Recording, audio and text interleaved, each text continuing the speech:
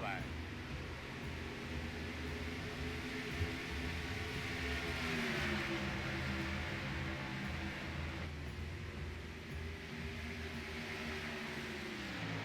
Good evening, everybody. How's it going? And we are green for the race here at Darlington Raceway, South Carolina. The green flag has dropped. Sorry, we had a shortened practice session, so we just missed the very start of this race.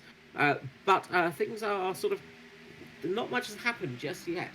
It's myself, Carl, with you as always, and Ryan is with me in the commentary box. How are you going, Ryan? Not too bad, Carl. Looking forward to a good race here today. We got Michael Skollock out front leading this race from the green flag. He started on pole position, jumped away to an early lead. Edward Foster sat there in second place.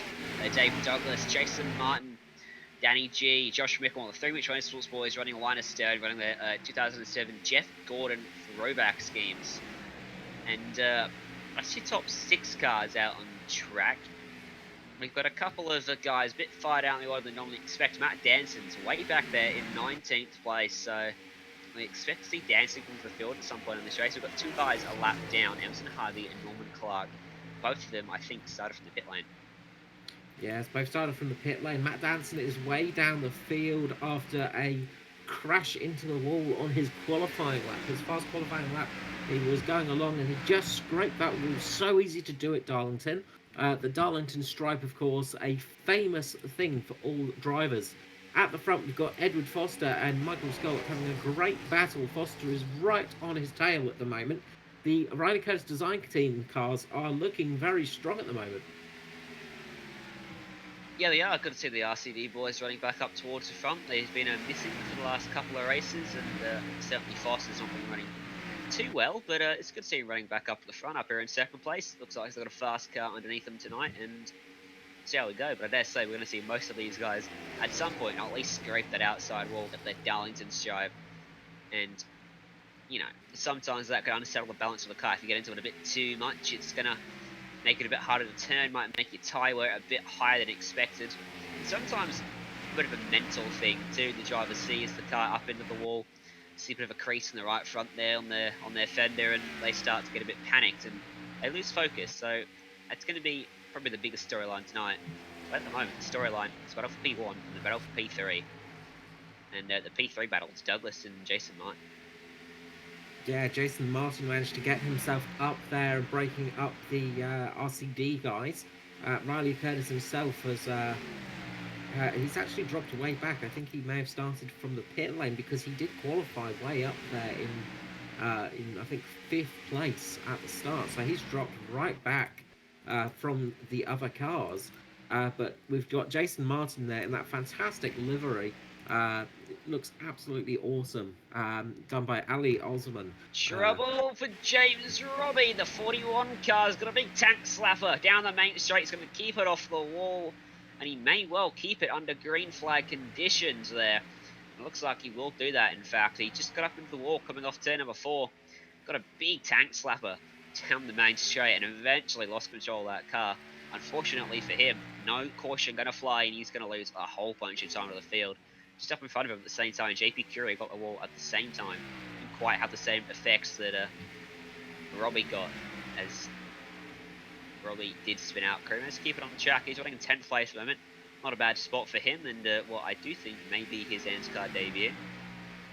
Yes, we've got a couple of new faces in the field tonight, some new drivers, some new names in the field, which is always great to see. It's what we want in ANZCAR. We want to see some new drivers up there. And we've got some drivers doing very well at the moment as well, up in that sort of order. We've got JP Courier up there in 10th place at the moment, driving very well. Good job and good recovery from James Robbie there. It could have been a big crash, and he managed to keep it just out of the walls enough so he didn't cause too much damage. And yeah, very lucky for him not to get more damage than he had.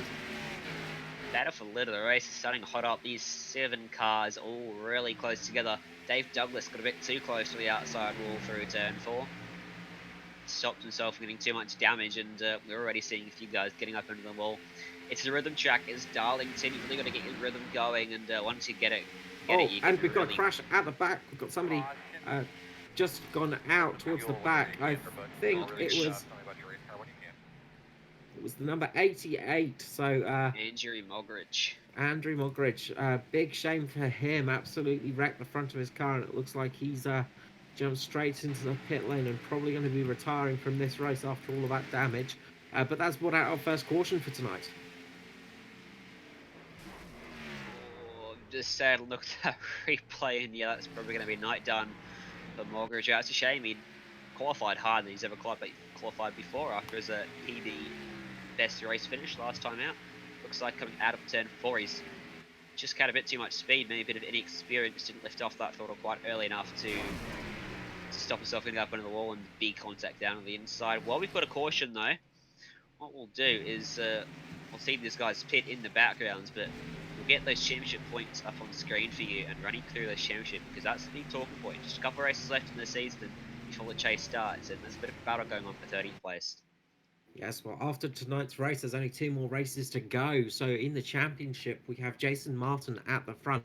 Looks like he might secure that place in the final of the chase for the championship on the final race. In second place, we have Josh Micklemore behind him with 603 points. Of course, Martin with 617. Michael Skurlock in third with Matt Danson behind him. Matthew Cloyt in fifth. Good season for Cloyt. Edward Foster sixth. Danny G in seventh place. Stephen Williams in eighth. Marco Dortnack in ninth with Norman Clark in 10th place. Dave Douglas is in 11th. Chris Purnell is 12th. And Riley Curtis is in the 13th spot currently. Currently looking like he can get into the chase, but he is very closely followed by Roger Clark, who sits in 14th place, the driver just outside the chase, and the driver that really needs good results tonight. And somebody spun coming out of the pit lane. Just trying to see who it was, sorry. Emerson Harvey. One of our new drivers, yeah. It's an interesting one. Yeah, kind of snaps away from him there, getting down on the power. And that's another one for Harvey. He's going to cop a penalty for that, and he looks like he's actually got a blown engine. Yeah, it's not gone well for him. A new name to the championship there. Absolute shame for him. A guy that has had some serious trouble, I think, is Michael Skurlock. Currently dropped down from the pit stops. He had a really slow pit stop and a really slow pit exit. So Jason Martin has taken the lead of the race.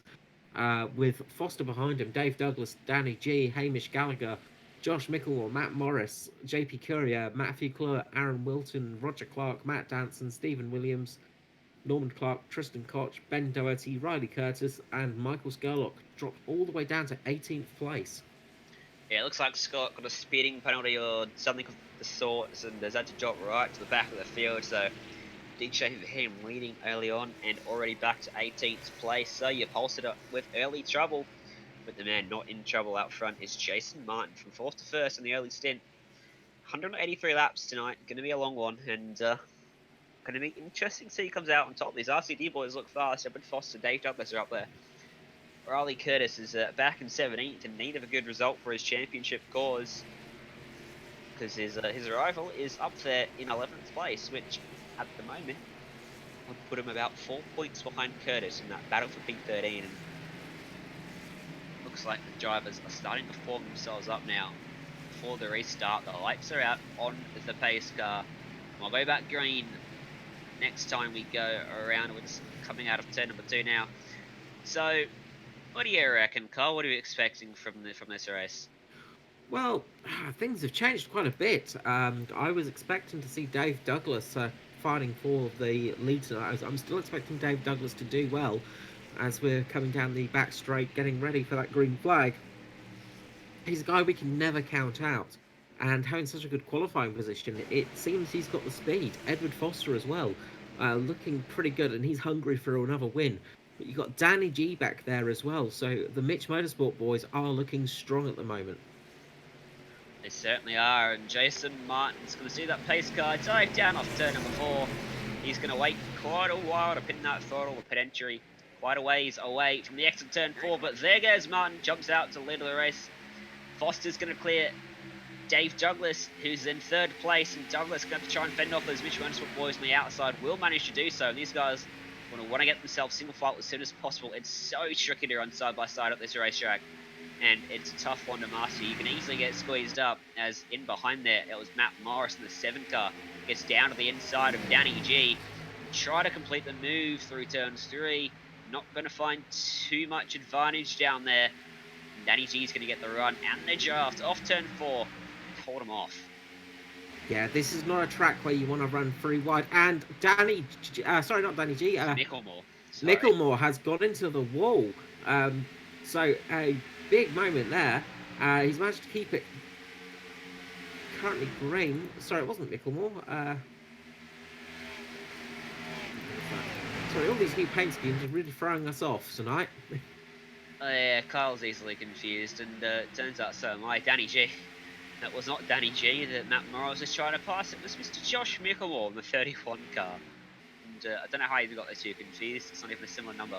Out front, Jason Martin's not pulling away. Edward Foster is staying right there with him. He's just a car length off his bumper going through 3 and 4. Look at the speed that Martin was able to carry through 3 and 4 there. It's opened up a 3 car length advantage in the blink of an eye.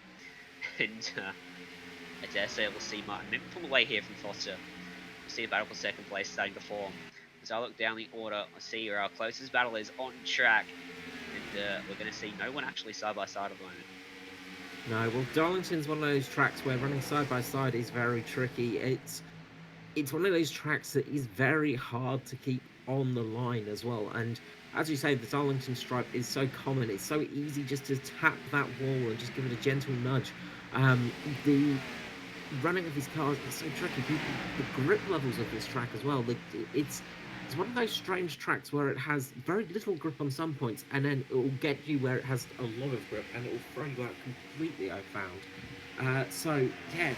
Jason Martin doing a fantastic job at the moment in the lead. Just pulling away. He's not pushing too hard, just trying to keep those tyres a little bit conserved, just so he's got a chance. Really good fight there for 1st place. Matt Danson's working his way through the field. He's up in a 10th place now. Going to get right in behind Matthew Fluid, pulling off turn number 2, get down to his inside. And we should see the move completed here through 3 and 4. And Fluid just backs off and lets him go there, as did Roger Clark just a couple of corners ago. As Roger Clark gets a bit too high, coming off turn 4, has to back out of the throttle, and that allows Ben Doherty down to his inside. Well, not Ben Doherty, actually. That's Mr. Riley Curtis, actually. Ben Doherty in behind them in the 9 car, running a Interstate Batteries throwback scheme. A couple of retro liveries all throughout this field. Yes, of course, tonight is the retro round, so people are running their old liveries, the retro liveries of old school, and it's very tricky for us commentators, as you found out. It throws you out so much because they're so used to the colour schemes, and when they change, it really makes a big difference. But we've got a car just in the wall there.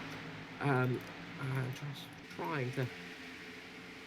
The 98 has just tapped the wall, so 98's just fallen back a little bit, just gone off the racing line, just trying to get himself back into a position where he can get into a rhythm again of Stephen Williams. Quite a bit of damage to the front right of the car, but it shouldn't be too bad for him. He just needs to get back into the rhythm of this race. How's this battle for the lead of the race, though? It's 4 cars and almost 5 cars, with Danny G just a couple lengths off them, all really close together still. And this is a little bit surprising. I expected Martin to pull away. He's not been able to do that quite just yet. I'm disappointed though. We're not seeing Ashton Crowder out here tonight. It should be mentioned, Ashton Crowder has run in ANZCAR races a number of times this year, and is almost one of our regular competitors. And when he can manage to wake himself up early in the morning over in America, just yesterday in fact, running in the iRacing Peak Antifreeze World Championship Series, turned up to Darlington Speedway and won the damn thing. So the big congratulations and a shout out to Crowder for that. Huge achievement to win a World Championship Series race, and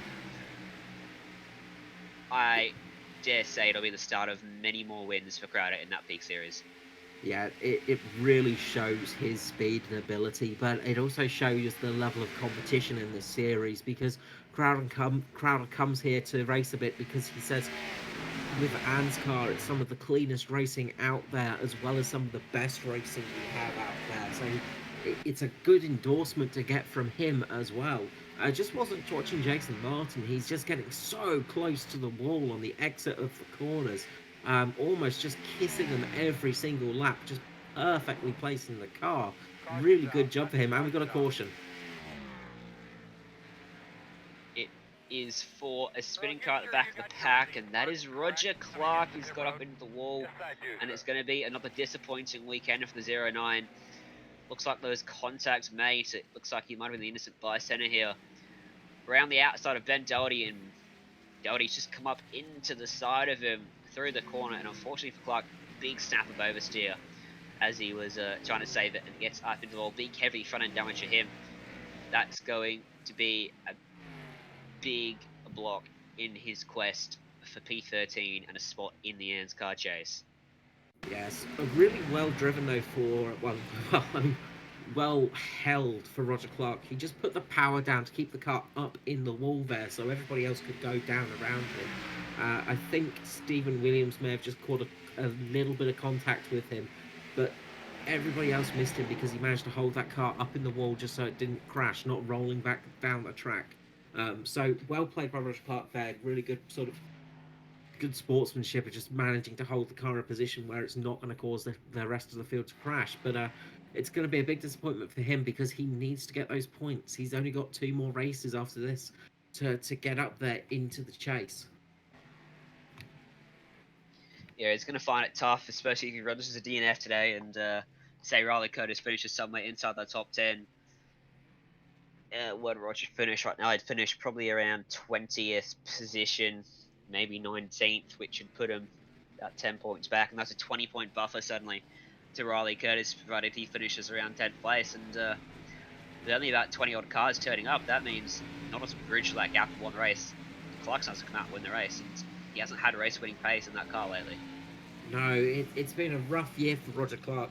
Just trying to get pace into his car, and there's been some team changing and bits and bobs, and it's been a tricky year for him. But it's a shame because when he's running well, he has got the speed, much like his dad Norman Clark as well. Very fast driver, very quick driver, but just lacking that little bit of extra pace that some of these drivers have out here tonight. So everybody managed some good stops. Doesn't look like there was any major changes. Although Hamish Gallagher has managed to get himself up a little bit further. He's managed to get himself up into 5th place. Josh Micklemore up into 4th at the moment from the looks of things. So there's a little bit of change around. Danny G's lost a couple of spots from that pit stop. The biggest gainer though is going to be Matt Danson. Matt Danson now in 7th place. He has worked his way through the field, carved his way up there, and this is what he needed because there was a huge gap forming between the front pack and him.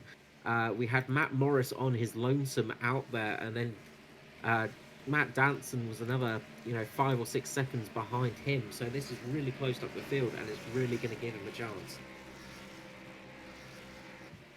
Yeah, it certainly will, and you can never count out Matt Jansen in any oval series, and I'm sure he's looking for a good result today to boost himself up, and Jason Martin's doing what he needs to do. Of course, the winner of the regular season will get themselves locked into a spot in the Final Four at Homestead, Miami, which at the moment, that lock-in spot belongs to Jason Martin. His closest competitor, I believe it's Josh Micklemore. Yes, it's Micklemore, Skurlock, and then Danson. So Danson is a fair bit away from him. He's down 43 points from Jason Martin. He won't get that. Of course, there is also the drop rounds to come into play. So the drop rounds can change things around a little bit, but it's not going to change things at the front too much because these guys have been having a fantastic season. What you'll find is any guys that have missed a round will jump themselves up dramatically in the points. Guys that have had an absolute shocking round, maybe Jason Martin DNF the race, at some point in this season, he'll get a big boost, but if all these guys have one bad race, it sort of negates the whole drop round system. The drop round is good though, it allows people to have a real world life as well. Yes. Not be fully committed to the series. when things arise. They can afford to take a couple weeks off and not kill their championship hopes. Exactly. Unlike us commentators who are stuck here every week, along with Matt Hunter as well. So green flag is very shortly going to drop, and will we see Jason Martin just pull away again? Will he get the drop on everybody else? Green And it's the flag. green flag, and Jason Martin gets a fantastic start again just from Edward Foster. Just at the back, you've got Josh Micklemore and Hamish Gallagher fighting side by side at the moment. Looks like Gallagher might be sorry, Dave Douglas. Sorry, Dave Douglas looks like he's just got that position on Micklemore, pulled himself up in front of the car. Really good job for Dave Douglas getting himself between the Mitch Motorsport guys, because those guys are want to start running, want to try to start running together. Because at the moment we've got sort of the teams battling it out. So Jason Martin at the front, of course, Mitch Motorsport. Then we have Foster and Douglas with Riley Curtis Design. Then Micklemore and Micklemore, then Danny G down in sixth place with the Mitch Motorsport. So it could be an interesting fight for the teams. So we'll look at Matt Danson getting down to the inside of Danny G. And Danny's almost going to clear him, and he will clear him down into turn number 1, but it looks like that Danson, the number 30 car, is looking to make his way forward in this field. He wants to do it in a hurry. He's got some decent names in front of him to try and pass, so it gets harder and harder the further up the field you get, the higher the pace is, the less of an advantage you have, and that's why ANZCAR is such a tough league to race in, because that quality of field starts so high. Anyone in the back of the pack still has some very fast races, and by the time you get to the front, you're running at the level where you can run toe-to-toe with guys like Ashton Crowder. Yes, guy just to mention as well is Skurlock, because he's on the move and he's just right behind Matt Danson now. So he's just made a position and he's behind Matt Danson. So he has crawled his way up through the field as Danson goes down the inside of Danny G. Fantastic move. Looks like he might be able to stick it if he gets the drive off the corner. Danny G just gets a little bit better drive through the start-finish line, and that means he's going to have the corner for turn number 1. Matt Danson just pulls off a little bit just to keep online, because you don't want to go offline as you're going through 1 and 2, because those corners can really catch you out. Yeah, they certainly can. And Danson, it's all about momentum at this track. You really got to keep the momentum. If you have to lift off because you're getting a bit too close to the car in front of you, you can't make a move stick. We'll see a good example here of how Danson's lifted off behind Danny G, and suddenly he's got Marcus Skurlock all over his rear bumper and right up behind him. You really got to keep the momentum up, pick and choose when you want to make that move, which is not something Danson's able to do. It is something we are seeing Edward Foster do at the front of the field, though. He's been sat right in behind Jason Martin for almost this entire race now, since Martin got out into the lead. But he's not looking to make a move, he's looking to get that momentum up and sit there in behind him, as Douglas will continue to lead away from Micklemore. Gallagher running well up there in 5th place, and Danny G still being harassed by Danson. Now Danny G goes to the inside of the track to cover off the 30. Danson's got to try and go the long round as a lapped car is starting to get in the way, just up in front of these leaders, as Skurlock gives the wall a little clip and Danson goes for the cutback manoeuvre off of turn 4. Skurlock's got to run as well. He's going to push Danson down this main straight, and Danson gets the move done, dives it into the corner, slides up, and there's a crash in front. Josh Micklemore gets involved, Gallagher's involved, Skurlock gets a piece of it as well, and that's going to be the caution out once again. That was Tristan Koch's laps car, and that was all very messy. Yeah, the number 43 just went up into the wall on that turn and down across the track and caught a lot of drivers out. Skurlock looks like got some serious damage on the front. Matt Danson as well just got a little bit of a clip for that one. A big crash there, and that's going to cause some serious issue to some of these drivers. Might change the course of this race. Yeah, Douglas got a little bit of front end damage just as Koch got into the wall. Micklemore, nothing he could do. Koch came down. Micklemore would have been completely unsighted. Danson was not part of that wreck at all. And Gallagher got a piece of that after I said he was running so well. Skurlock just stood in there with the front right. And unfortunate for those guys. And that's the issue with having an issue on pit road. It puts you back in the pack. And Skurlock wouldn't have been in that situation without that pit road issue. Yes, sorry, I did quite a different car colour again, throwing me out slightly. I'm going to blame age on this one. Matt Danson, it was almost like the seas just parted for him there. It was just typical Matt Danson luck there. Everything went right for him. So we're back in the pits again. Everybody's going to get a fresh set of boots on the car, top up the fuel, and then out they go. So it's going to be interesting to see the battle on pit road now. Will everybody make a clean stop, and will it be okay for everybody?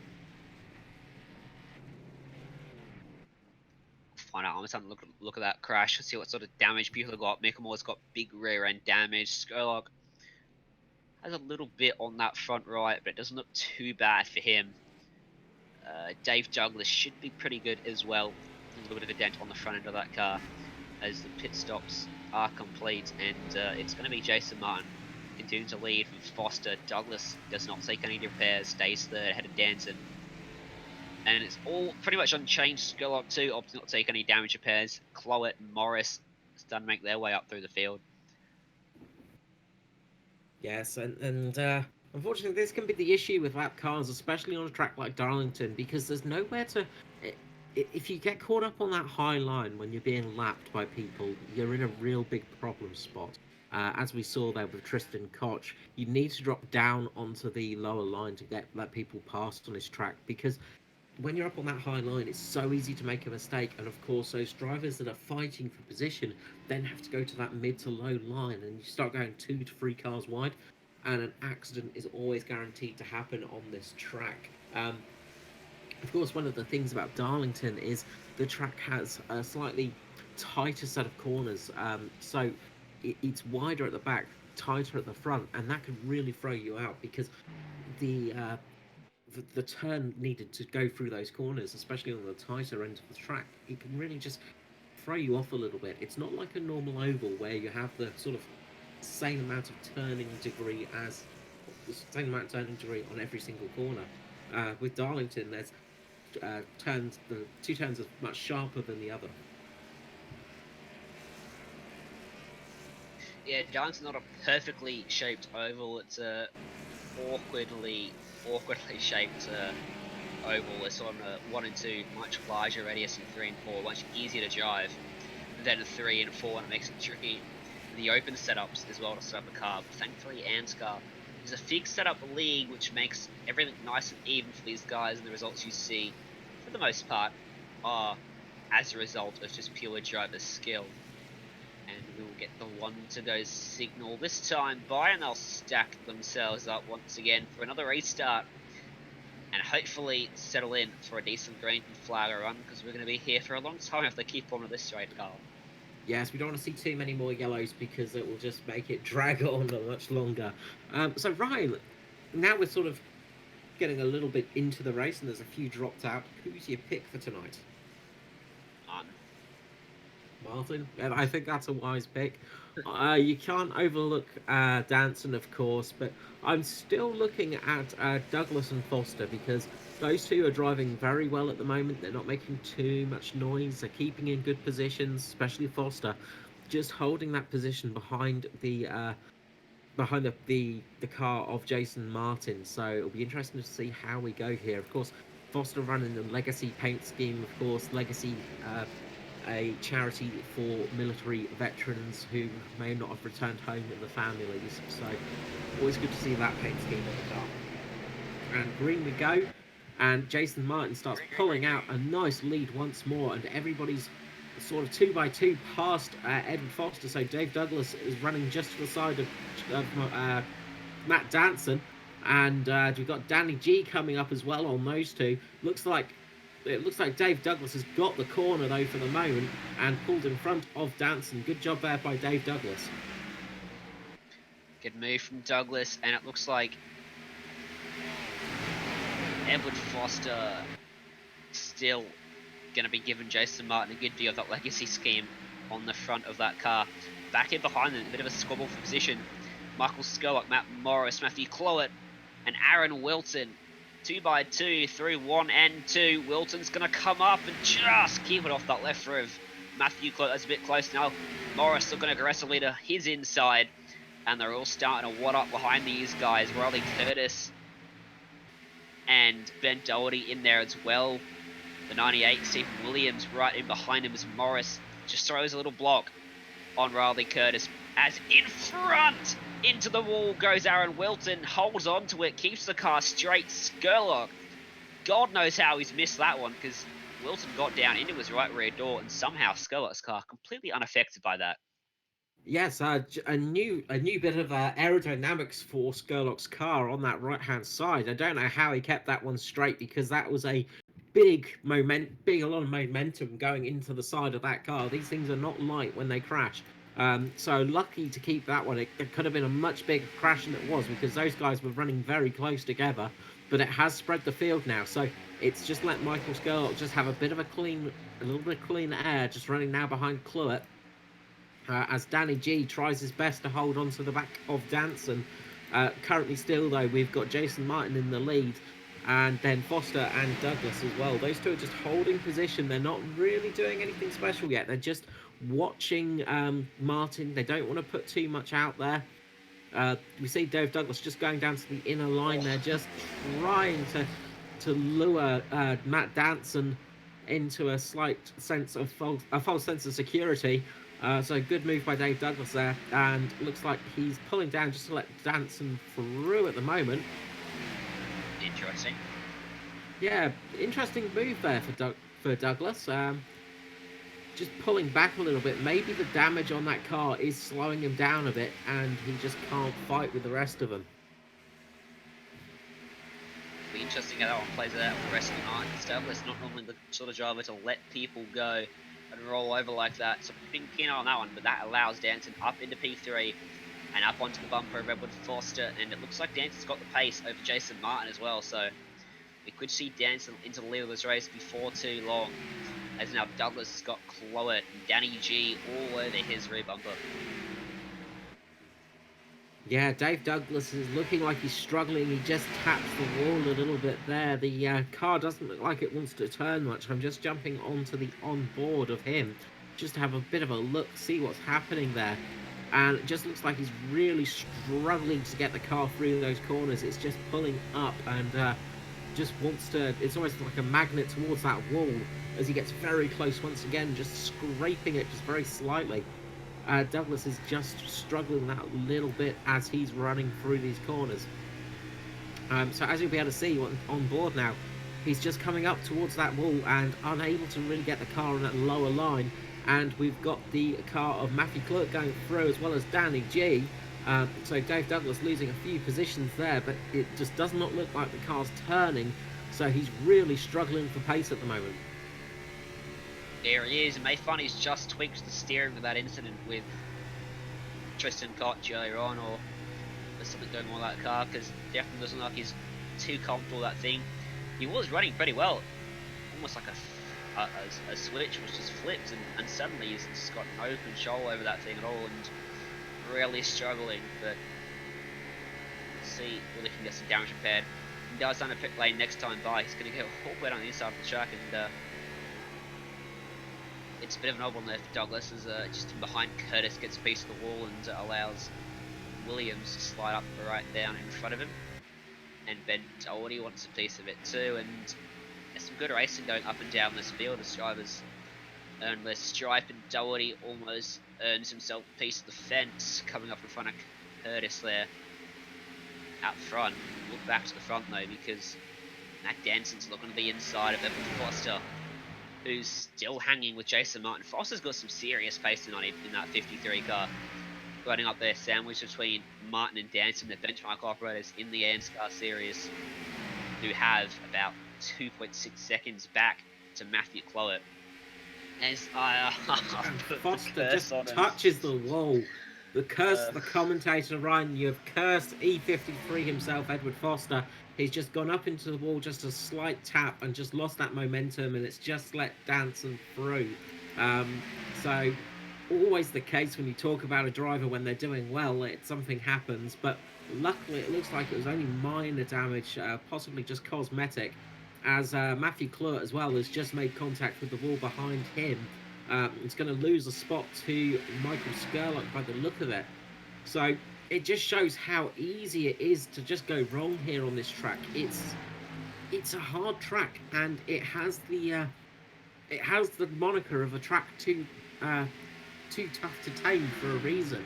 This track is not easy. It's a hard track to race on.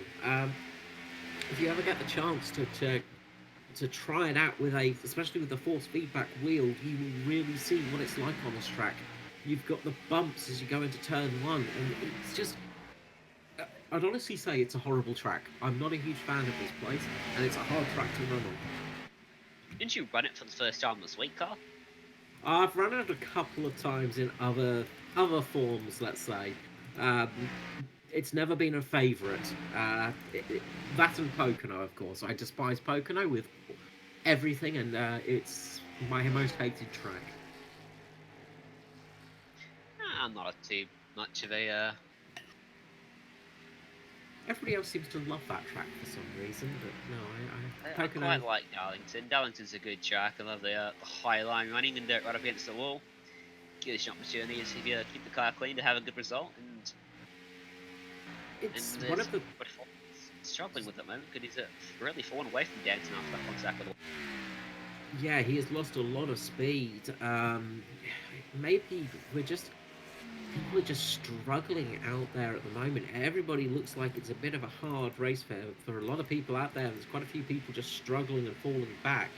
Um, Obviously, a guy that we were talking about earlier, Dave Douglas, has dropped back to 14th place now, so from 3rd to 14th. So a huge drop for him.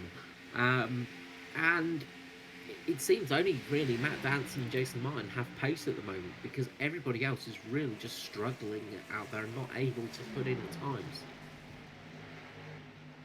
Majority of the guys running in clean air running 28 zeros, 28 twos.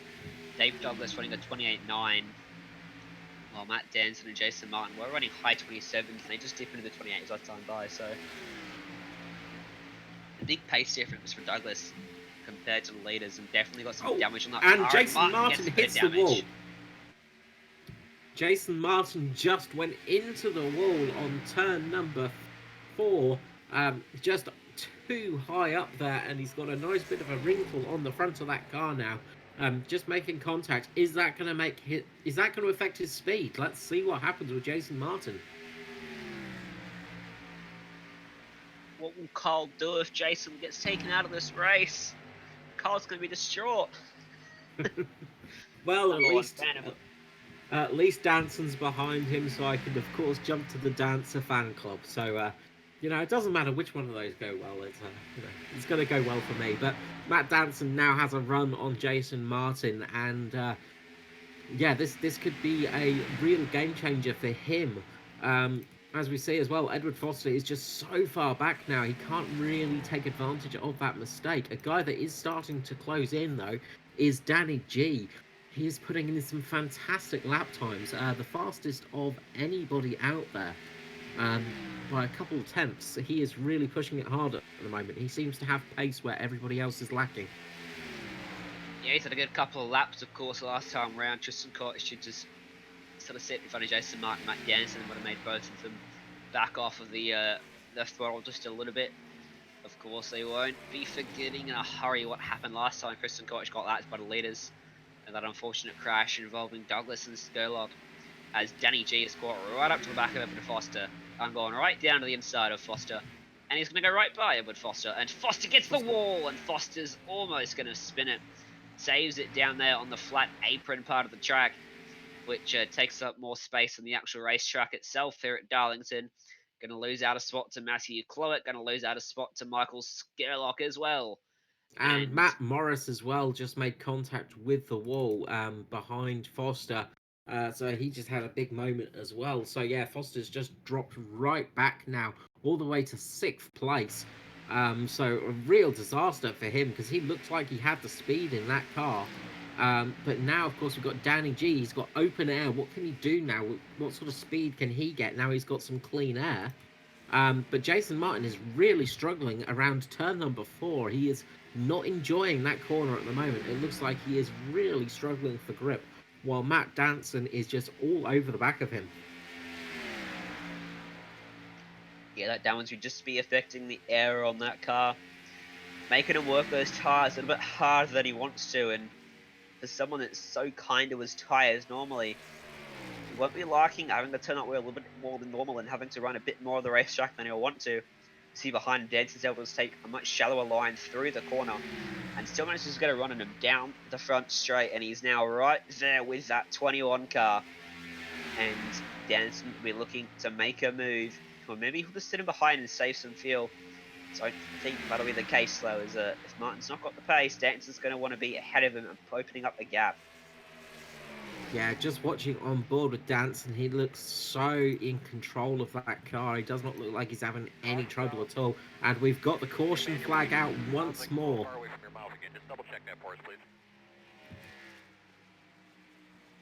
And who was that for? Maybe. It looks like Matthew Raymond has been caught in that one, so I'll just have a look back, see what happened there. Matthew Raymond in the Hooters sponsored car. He is just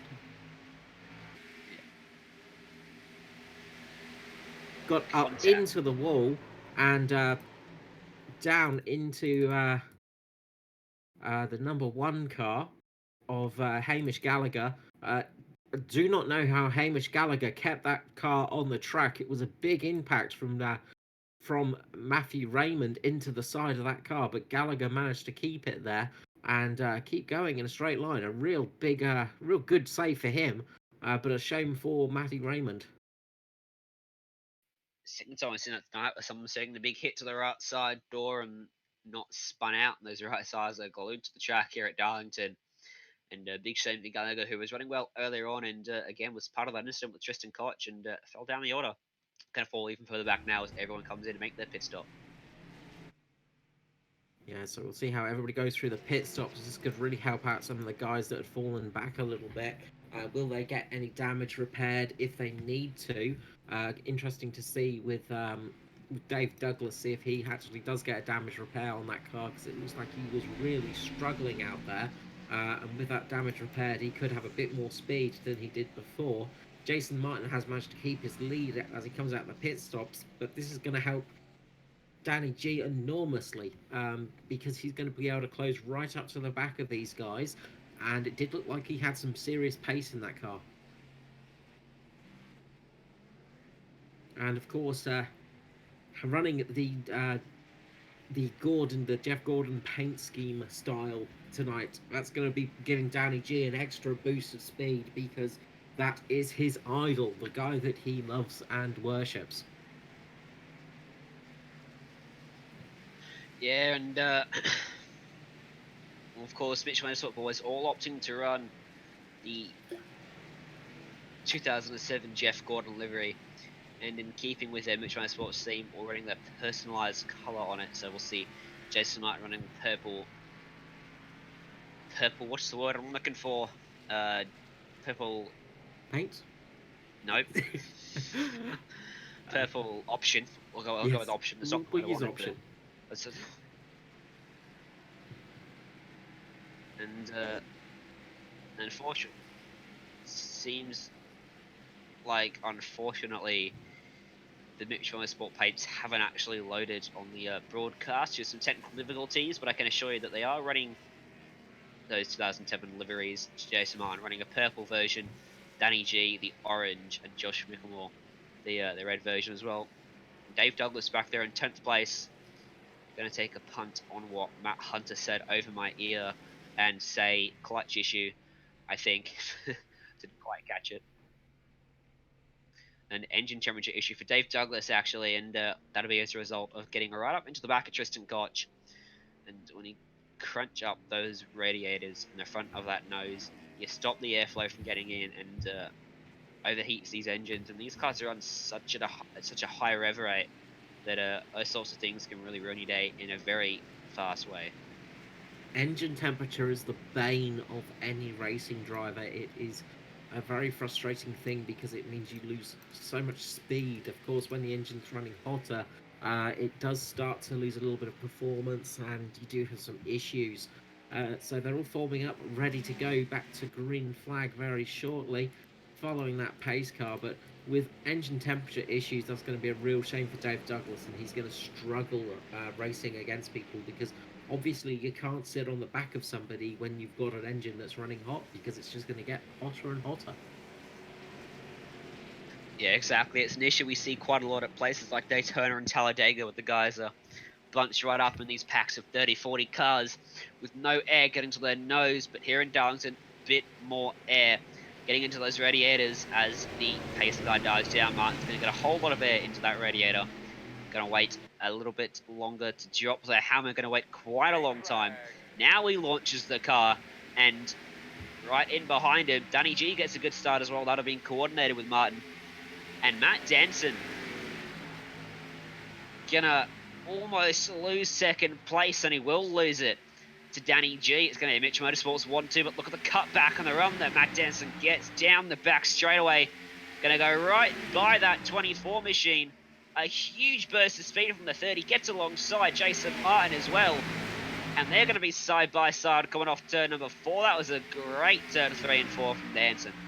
Yeah, fantastic speed there by Danson. It's almost like he had a turbo boost button in the car, just used it.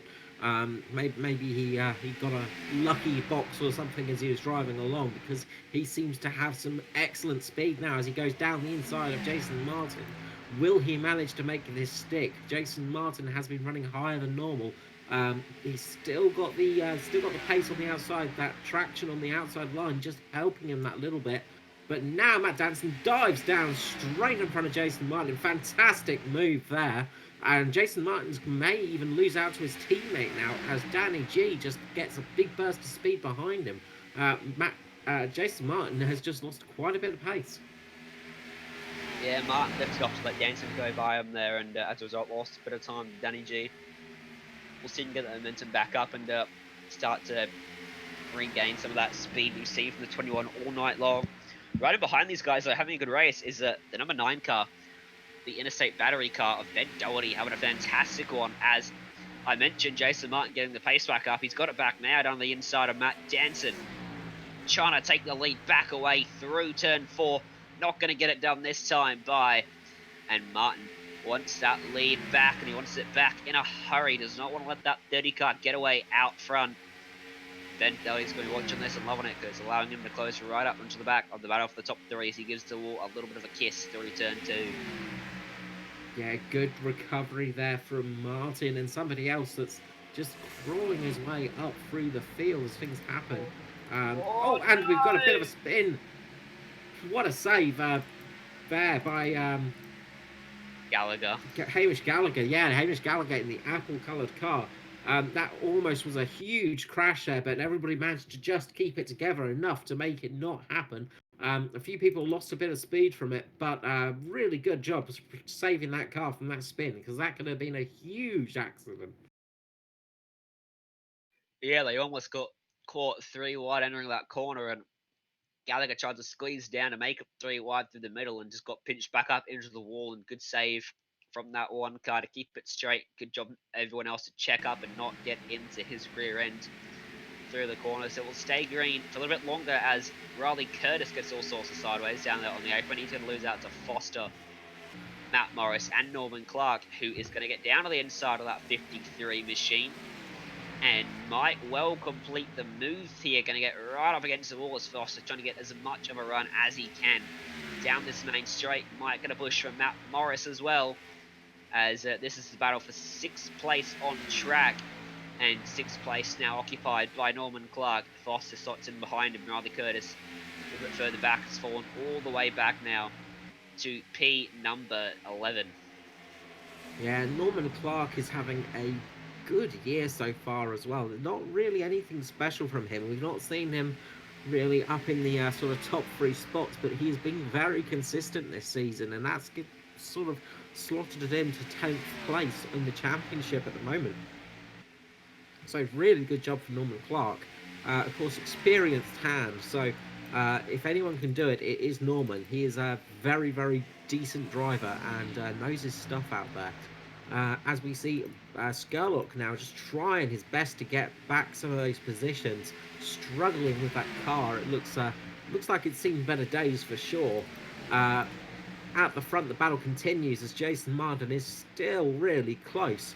I was about to give Riley Curtis the curse of the commentator as well, so it seems even thinking about a driver Oh, is a poor idea. Martin just got the wall again coming through turn 4 that time. Going to dive down out of the way of his teammate Danny G and let him go through to second place. And Martin will be benefited by the caution coming out once again. It's for an incident further back in the pack. That's Edward Foster in the 53. He's gone around, got the inside wall, and it was contact with Matt Morris. Bit of a racing incident, looks like that one.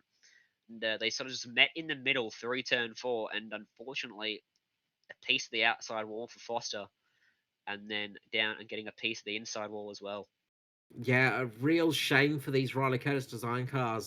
They were running so well tonight. Just watching back on that incident, yeah, Foster just keeps his line and Morris just slides up a little bit. Hard to keep his line, but Foster has gone heavily into the wall on the inside and ripped off the whole front end of that car. I must say, I think that's the end of his night. He might be able to keep going at something, but not much of a pace for sure. That's unfortunate for Foster. You can see he was running a bit lower on the track than the Norman Clark number 6 car in front of him. That may have caught Morris out. Morris probably expecting Foster to be up that half a lane higher like Clark was, and just sort of edged that car up. And unfortunately, Foster was running that a little bit lower line, and unfortunately, that's probably going to be night done for Foster. Yeah, real shame there. He was running so well in his real strong second place for so long, but this track really is taking its toll. Um, the lady in black has struck again.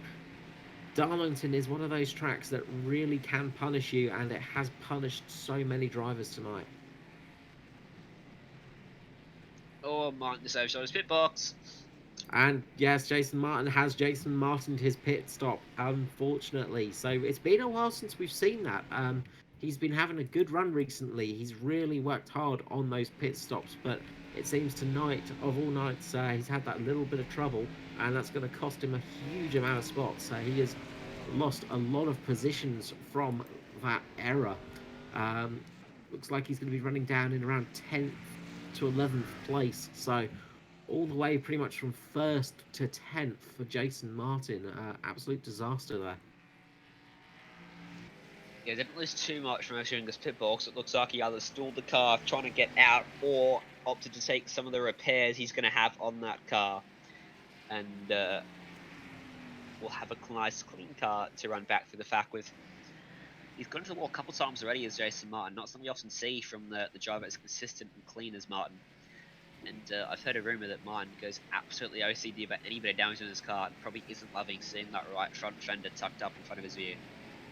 Yeah, Jason Martin seems like a driver that's very focused and likes to have clean races. If he gets damaged or if he gets caught up in something, usually he just drops completely off the field, which is a shame. And some drivers are like that. It is a thing. You get that as you said early in the race, right? The mental thing of if you get a little bit of damage on the car, it makes it feel like it's much worse, even though it might not be causing you any real problem. You just see that bit of damage and it just bothers you, and you think, oh, that's not going to work, it's not going to work, it's going to get worse. And that causes you to have problems in the race and lose out positions. But a guy that's worked out very well for at the moment is Matthew Cloet, who's up in third place at the moment. He's having a relatively quiet race, and he's worked his way up quite well in that Pepsi livery car. But also Josh Micklemore as well. So the Mitch Motorsport guys are running okay. Micklemore, of course, has a bit of damage on his car still, but I think that goes for most of the field. Pretty much everybody bar Matt Danson and Danny G have a few ripples on the car, a little scrape here, a little scrape there. Yeah, that's the charm of Darlington Speedway, Darlington Raceway even. You're going to get a bit of that wall at some point in the race. Not something you would stress over at Darlington so much as you would at other tracks, such as, say, a big high-speed track like Michigan. But good to see Matthew Cloyd up there in third place, and he's got some good form in the Cup Series this year, and had some good bursts of speeds at time. Not won a race yet, but having a good enough job at the moment to run there in the top 5, right in behind Danson and Danny G. And if anything happens between these two, he's going to be in pole position to capitalize on it.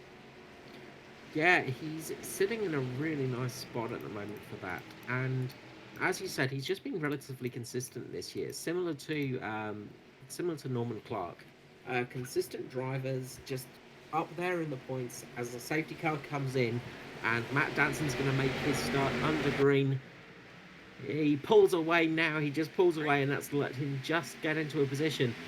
He's pulled away a bit from Danny G, who now has Matthew Clerk behind him as the race gets back underway, and we are green once more. Good start from Danton, pretty tame start all the way down the field. First side-by-side action going to be Matt Morris and Josh Mickleball. Morris on the inside. Definitely be a bit more cautious down there on the inside than he was last time with Edward Foster, and he'll get the move done. Start up in front of Mickleball, as in behind him there's more side-by-side action. Well, there was more side-by-side action. It's just paired off now. It was, I do believe, Michael Skerlock or Dave Douglas going backwards. As in behind, a car goes around, gets into the inside wall. That's Stephen Williams, and that's another caution. Another caution. Stephen Williams was having a fairly decent drive tonight, but that was a big crash from him. I'll just go back and see what happened with that one. It looks like it was possibly just a crash of his own accord, but we'll see what's going to happen here. Yes, he's just lost it through the middle of the corner. He's just gone down and gone onto the flat apron of the racetrack. Obviously, with the cornerings and the curves of this racetrack, you have the banking of the corner, and he's just dropped down to the slightly flat part of the inside of this racetrack, and it's unsettled the car, spun it round, and he's just gone straight into the barrier. Now, will we see anybody stay out after this caution? Will we see anybody stay out, or will we see everybody jump into the pit lane?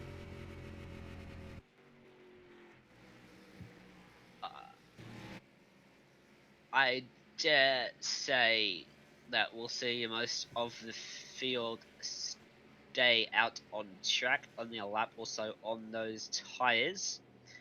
And we'll see Dave Douglas be the first car to come down onto pit road, followed by Riley Curtis, Aaron Wilson, and of course Stephen Williams.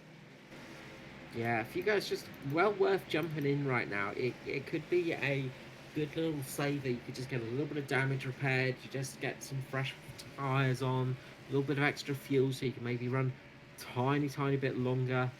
Just little tiny bits and bobs here and there.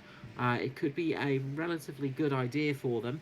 I don't think they'll lose the lap under the pace car, will they? They should just come back on the same lap, so it should be all good for those guys. We'll see how it works out in the rest of the race. Riley Curtis, of course, he is sitting down there in 13th place in the championship at the moment, so he is really going to want to try and get a strong race tonight and a decent race to try and keep his position in the chase for the cup. And he's had a few problems, but he's down there in 12th at the moment, so he could be one of those guys that really tries to work a bit harder and tries to get in a bit of a better position. Yeah, he'll want to capitalise on the DNF that Roger Clark's going to cop tonight and open up as big of a gap as he can, just so that he has a bit of breathing room before the last 2 rounds. You don't want to head into that final round with the pressure of like a less than a 10-point buffer, because of that can really mess with your head. Yes, again, psychological things on championships are a huge thing. You sort of, when you're running down there a little bit further down, you have that concern, you have that worry, and it can really put pressure on you when you don't need it, and cause you to make silly little mistakes. Yeah, exactly. And motorsport in real world is a physical game as much as it is a mental game, and in the sim racing world, sometimes even more mental than physical. You don't have to work quite so hard in those cars. You're not copying those G forces that they get in the real world, and unless you're one of those mad people that turns their force feedback all the way up and turns those load cell forces all the way up, and it's not too much of a workout until you get to the really long races where you're doing 3 or 4 hour stints, something like a Daytona 500. or one of the really long endurance races on the road courses, and mental game is a big part of it, and that's why we see sometimes little pieces of damage that don't look like they're too much, just affect drivers a lot more than you'd expect, and sometimes championships always find a way to finish extremely close, and that's because people panic and make some incredibly dumb decisions sometimes when under pressure. Yes, it's easy to make a mistake under pressure, and as you say, the thing is that with sim racing, it's not as much physical. You know, of course, you've got those mad people with those incredibly expensive rigs which have the whole force feedback on them, the whole rig moves. You get a full workout with them, but even if you're just using just a standard wheel or even a controller in racing games, you know, when you're having longer races, it is that mental gain, and it can mentally drain you by a lot because you're concentrating so hard, it can really cause you to have mental fatigue, and that's the biggest thing. With sim racing, it's not physical fatigue; it's mental fatigue that you have to worry about. As the pace car comes in, we're going to go back to green flag racing, and Matt Danson drops the throttle, and away he goes. Looks like the Mitch Motorsport boys have managed to keep relatively good on pace with him, as Danny G is just sitting behind him. Uh, Matthew Cluett is going to want to try and get between them, and he has managed to. He's managed to break the two up, and he's sitting now between Micklemore and Danny G. Matt Morris running in third place behind Danny G, Matthew Cloet in behind Morris, and then comes Josh Micklemore, who's got Hamish Gallagher in behind him and Jason Martin all the way back there in 7th place, starting to make some progress as they shuffle around behind him, going backwards at a rate of knots as Norman Clark losing out to Doherty and Skurlock, and Dave Douglas will look to make his way through as well with those engine temp issues, and Clark will lose that one to Skurlock. Douglas will go through as well, and not a great restart for Norman Clark in that bright orange car. No, it was a bit of a nuclear disaster for him.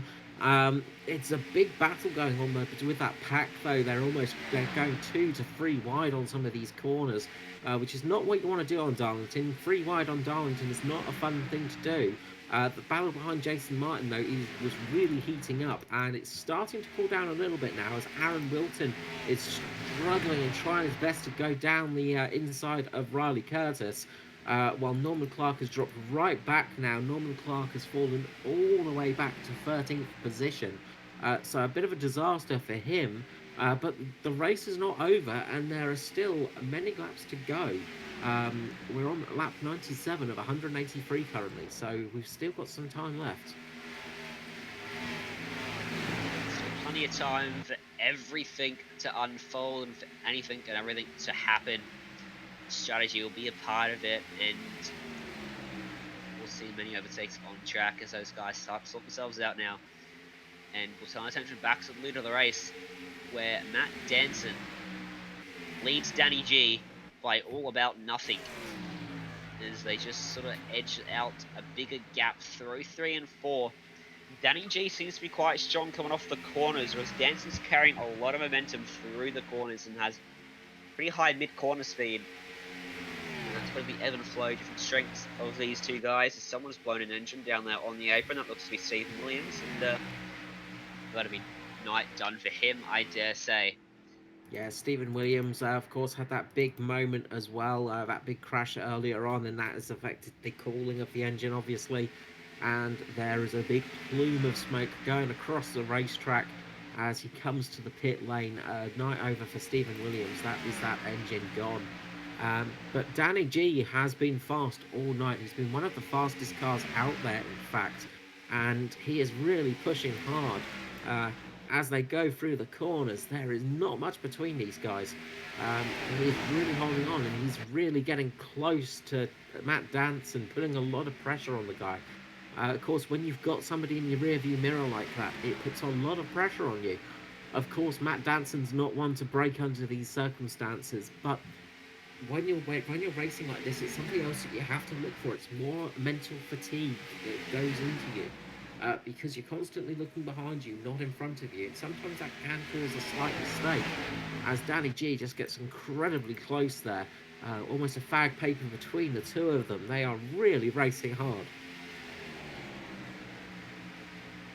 They really are. They'll come up onto the back of Evan Foster. Foster will dive all the way down, out of the way, getting down onto that really high apron just to stay out of the way of the leaders as Danson and Danny G starting to be slowly ruled in by Morris Clowett.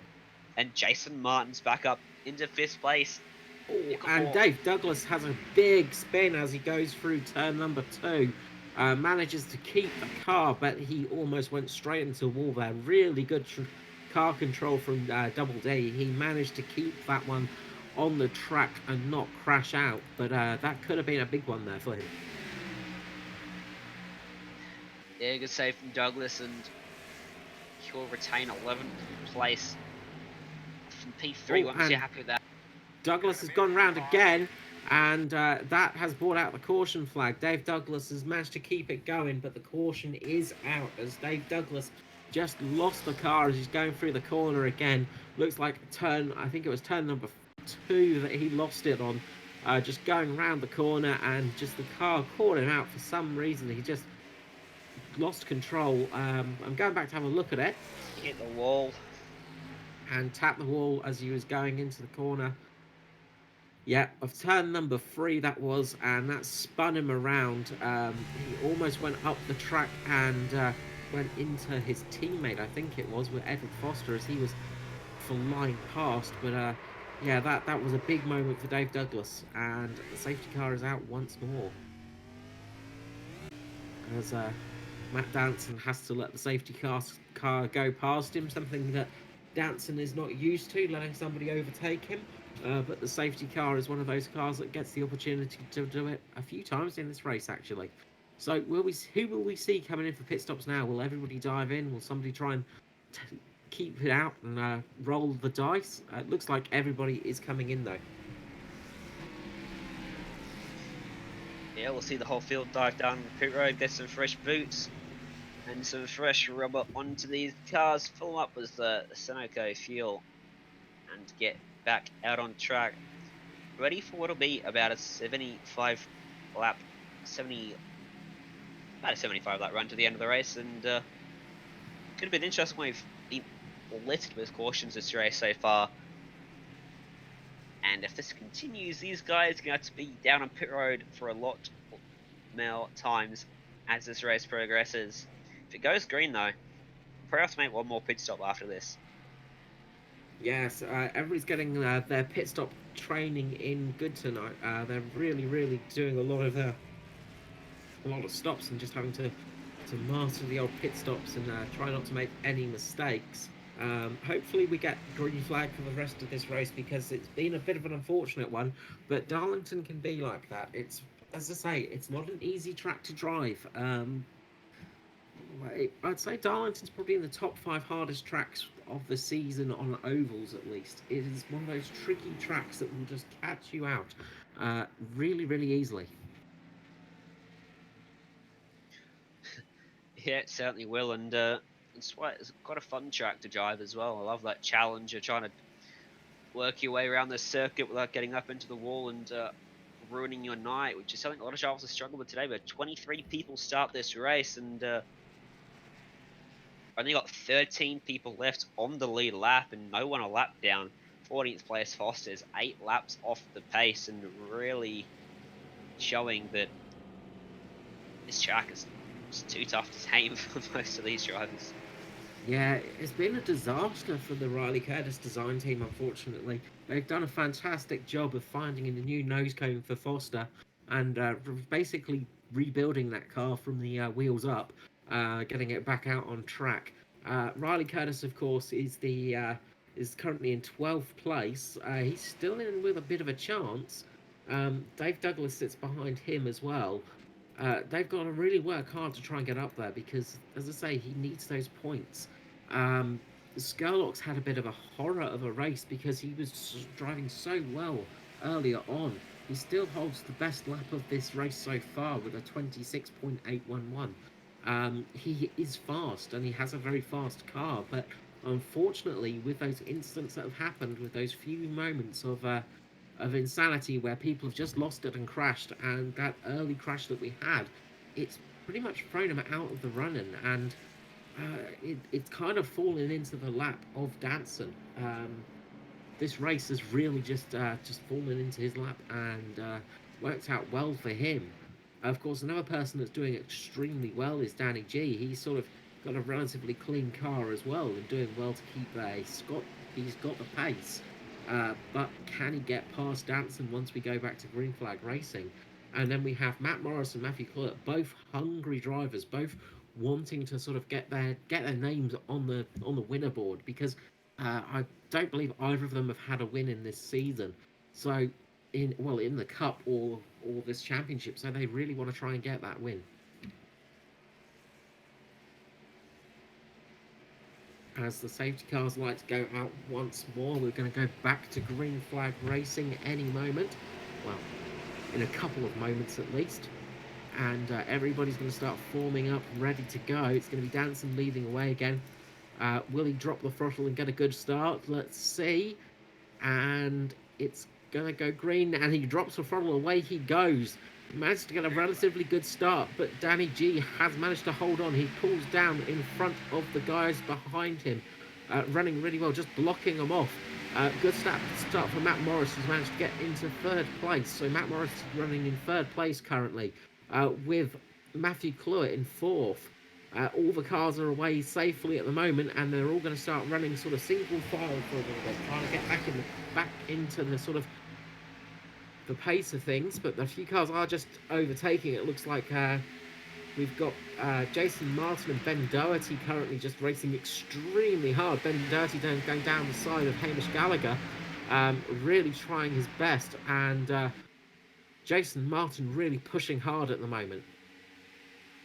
Yeah, good restart for Danson there. And Danny G, though, he wants us to lead back on the number 30. Going to get down to the inside through turn 4. Not going to be able to stay there, though. And that 24 car, it looks fast tonight. These Mitch Motorsport guys look like they've got the pace to be up there with Danson, and see if Jason Martin can make his way back to the front after the couple of incidents he's had getting up into the wall. And we'll see. We'll see whether Martin can get back up there. Micklemore's starting to fall down the pack more and more with each stint. He's gone back to 12th place after starting up there in 6th, and I think Danny G is probably the best challenger for Matt Danson right now. The early challenger for him with Foster, Jason Martin's 8 laps down. He's not going to win this race, barring 10 different miracles in the last 80 laps of this one. And I think we're going to be a battle between these two. And I'll tell you what, Matt Morris, he's having a great race up there in 3rd. Yeah, he's really showing some good pace, and that fantastic Cartoon Network liveried car, the number 7 there, doing well this race, and he's holding on to Danny G at the moment as Matthew Cluett does fall off a bit, and Jason Martin's just coming up behind him. It looks like Jason Martin's going to eat up Cluett any moment now. He's really trying to push past him. Matt Danson, of course, out on front still, he's just commanding this race at the moment. But Danny G is hungry for another win in this championship. He really wants to get there. It's been a good season for the Mitch Motorsport guys, but it's been a good season for, well, really everybody other than Danny G. So he wants to get his name on that winners board in this new team. Because currently he's the only driver that hasn't had a win this season, I think, out of those Mitch Motorsport guys. Yeah, Danny G be hungry for a win, and hungry for that boost in points he'll get, for the bonus points for winning a race, and a confidence boost as well for that driver of that 24.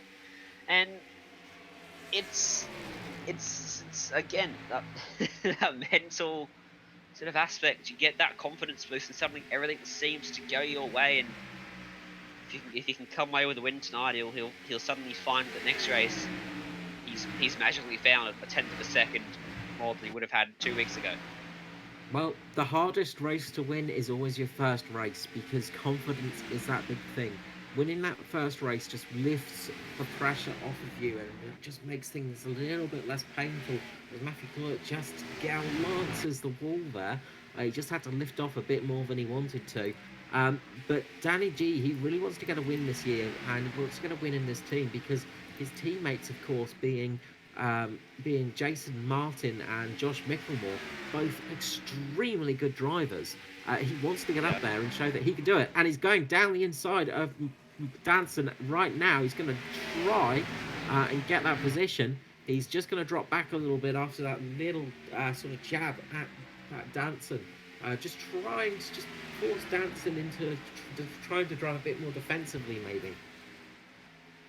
Yeah, it's tough for him right now. Every time he gets that nose down to the inside of the 30, Matt Danson is able to carry so much speed up and against that wall and run so close to that wall without hitting it, and just drives straight back around him and clears him off the exit of the corner, and it's making it really tough for Danny to make this move stick. What he might have to do is try and do a bit of a cutback and try and get to his outside and switch back to the inside for the corner and get the run down the straight. Yeah, he's really got to try something, and you might see a few different attempts from Danny G as he gets right up behind Matt Danson again, just really sitting on his tail. He might just try some overtakes in some spots people aren't used to it, just to try and throw Danson off a little bit, just take away his confidence, and sort of try and force him to defend a little bit more, which will slow him down a bit. Riley Curtis is a little bit on the move as he gets past, as he's currently coming up the field, as he's fighting with Aaron Wilton at the moment. He gets past Wilton. His next target is Hamish Gallagher, a fair bit down the road from him. We've got a little bit of a battle at the back there, but the closest battle is up here at the front as Danny G goes down the inside again, almost touching doors, and put him in the wall. Matt Danson has gone into the wall. The mistake was made by Matt Danson. Danny G just forcing Matt Danson into that mistake. Fantastic work there. And this is going to give Matt Morris the chance to get past Danson as well, possibly. He could have jumped a little bit more. He must have just slowed down a little bit as Danson was sliding off the wall. But this has put Danny G into a perfect position. A brilliant overtake there from him. It wasn't a mistake from Danson. It was a bit of a hip and shoulder move from the 24 there.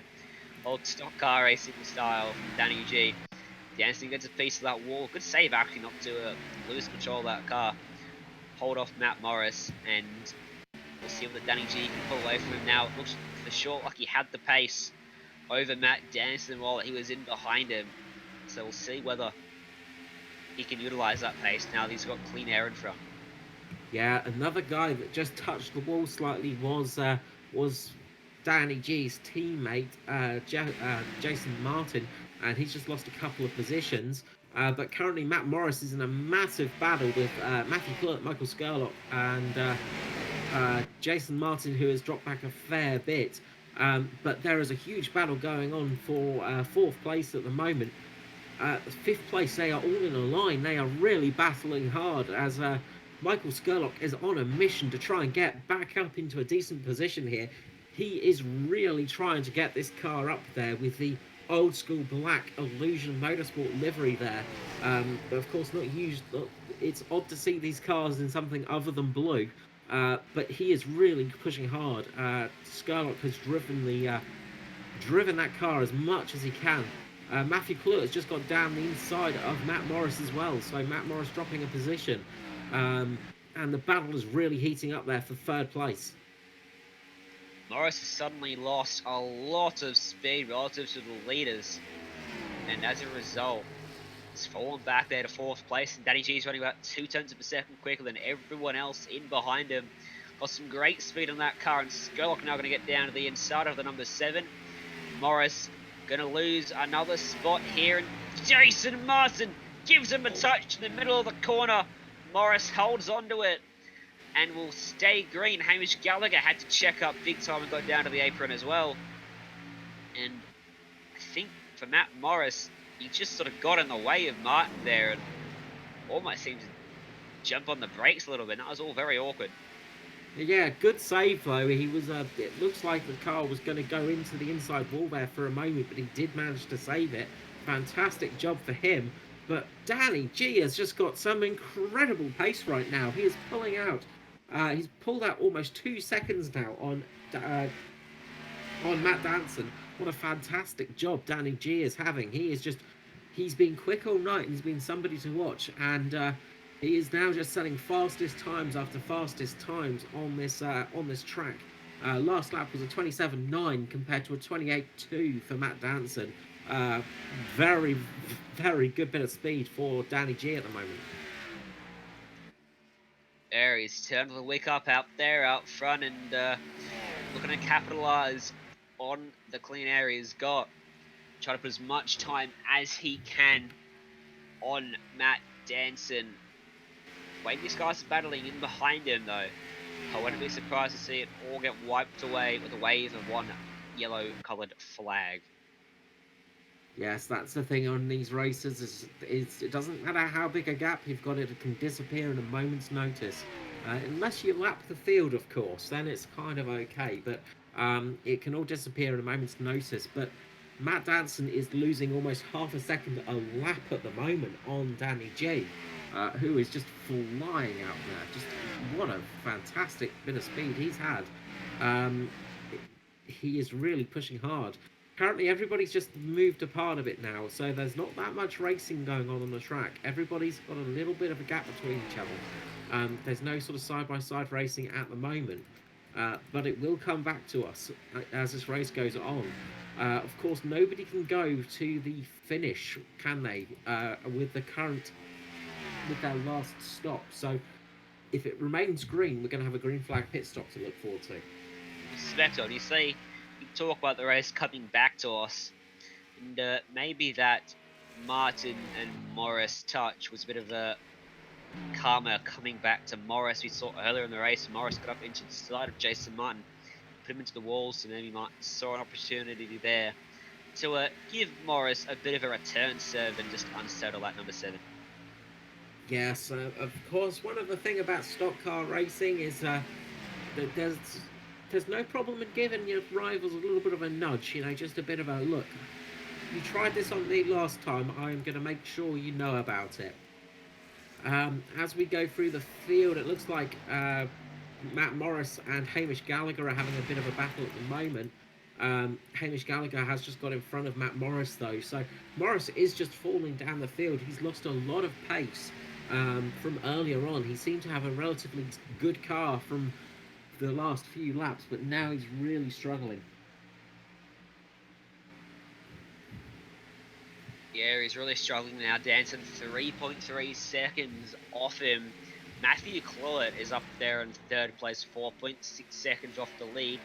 Only 1.3 off Danton, and closing the gap actually last time around, just holding the gap in the most recent lap. While Danny G went 0.3 quicker than all of them out front.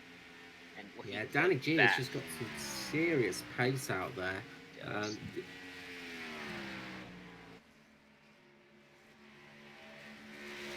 It looks like Matt Danson might have a bit of damage as well. The front of the car is, well, at least on my view, is looking a bit worse for wear. There are a few holes where there shouldn't be and a few wrinkles on the front of that car. And that might just be affecting his speed a little bit because he was the fastest car out there for a fair bit of time, but now he is really losing time as it goes. The only guy that's really starting to catch, as you say, is Matthew Clewett. He's really pushing the car hard. Skurlock as well is really trying his best. As Jason Martin goes into the wall again, Jason Martin taps the wall, goes down on the inside of turn number 2, losing a lot of speed. It looks like Riley Curtis is going to get past Martin now. Martin is just dropping back just from that lack of speed, and Dave Douglas is right behind him now as well. So Dave Douglas, with that car that seems to be overheating, is still running, and it is running right behind Jason Martin, the former leader of this race. A lot of big names having issues tonight. Matt Danson, that damage on his car, most likely a result of that contact with Danny G. You got a bit of front right damage from the contact with the wall. Got a bit of front left damage from the contact with Danny G as well. And when you got damage on both sides of your cars, it really screws with the aero. And makes things very difficult, as we're seeing a man like Matt Danson 4.5 seconds off the lead of the race, of which he once led, is definitely proof that that car is not handling right.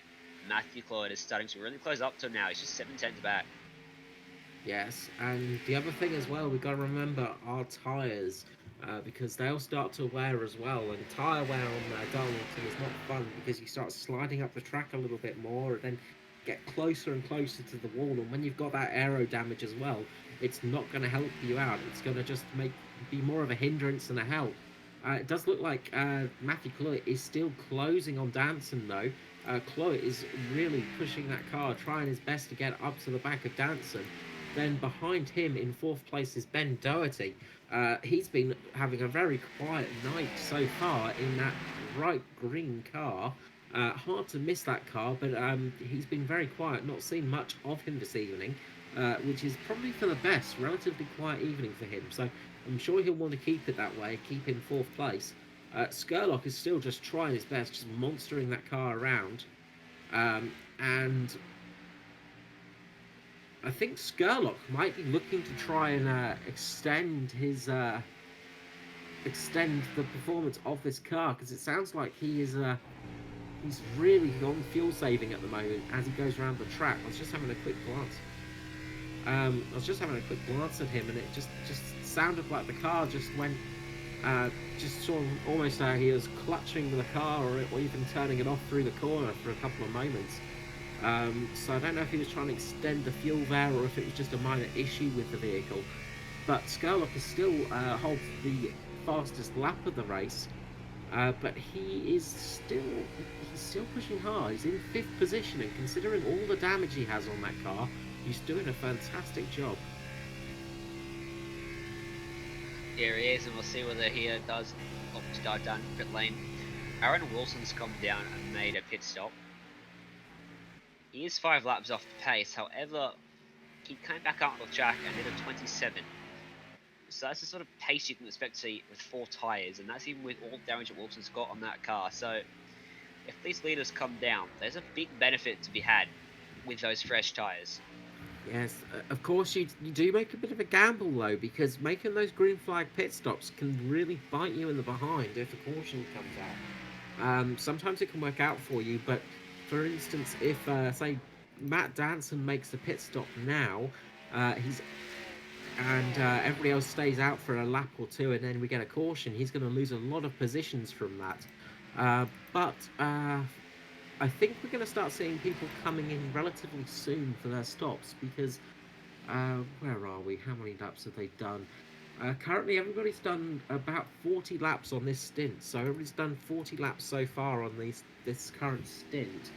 So it will be interesting to see how long they can stay out and who stays out the longest, if someone's going to try something different. Of course, we're on lap 145 of 183, so not that much to go. We've only got sort of we're coming towards the end of the race, but everybody's going to have to go. So Skurlock has pitted, yeah, so maybe he was running out of fuel, because as I say, the car just sounded like it cut out for a few moments there. But he's the first to really make that green flag pit stop in that sort of top 10. Will this make a ripple effect? Will we see some more people making their stops? For now, at least, everyone else content to sit out there on the track. The closest battle is a 3-way fight between Jason Martin, Jason Martin, Hamish Gallagher, and Dave Douglas, as Gallagher gets very close to the wall, coming up off turn number 2, defends the inside from Martin, and Douglas in front dives down out of the way and onto pit road. Yeah, Douglas has missed the pits. Douglas missed the pit stop, and earlier on in this, when we had the intro for this race, of course, the video that played us in, I was talking about entry to the pit lane on this track is very tricky, and it can catch drivers out because it's such a high angle approach to the entrance to the pit lane.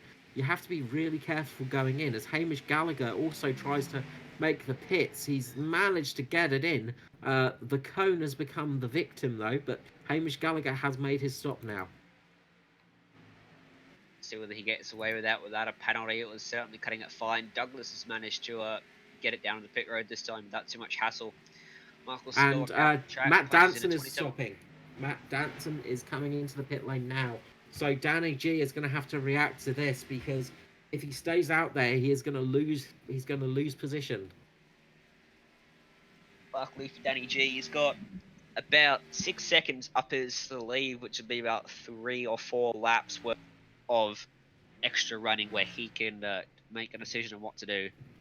Yeah, Dave Douglas is. Josh Skurlock, even Michael Skurlock has just got past Danny G and just breezed past and is pulling away at a rate of knots. So Danny G can see the difference of pace on those fresh tyres. So he's going to want to stop soon because these guys are running about a second quicker as Danny G comes down into the pit lane, manages to get it into the pit lane, and is going to make his stop now. We'll see where Danson can get back up to. Didn't lose a lap to Danny G. We'll see where Danny G cycles out. Danson's just coming through 3 and 4 now. And I think actually Danson is a lap down, so he has to go back around Danny G one more time before he gets his position back. Yeah, Danson did lose a lap from that green flag stop. Everybody's losing about 1 lap for that pit stop, but that's about it. So he's got to go around again. It looks like maybe Danny G's just got a nice bit of gap between him. But Danson's gained some time. He is really so much faster out there on those new tyres. Did a 27.3 that last time round. While everybody else is doing late 28s. But it looks like Danny G has made it out in front of Danson. Danson just coming into turn 1 and 2, and Danny G is just is way out in front as he goes through 3 and 4. So Danny G has remained effectively the leader as we go through. The gap between them. And this will throw a big spanner into the works because you know who is still a lap down is Matt Danson. Matt Morris, Josh Micklemore, Matthew Clewett. Clewett just made his pit stop. Clewett's going to be the big beneficiary from this. Danny G will benefit as well, but Matt Danson and everyone else behind are going to have to take the wave around here to stay on the lead lap. But Matthew Clewett has just got the caution of his life. That has paid out well. Just trying to see who caused that caution and where it came from. So it was Riley Curtis caused that caution, unfortunately. So just trying to see what happened there on my feed.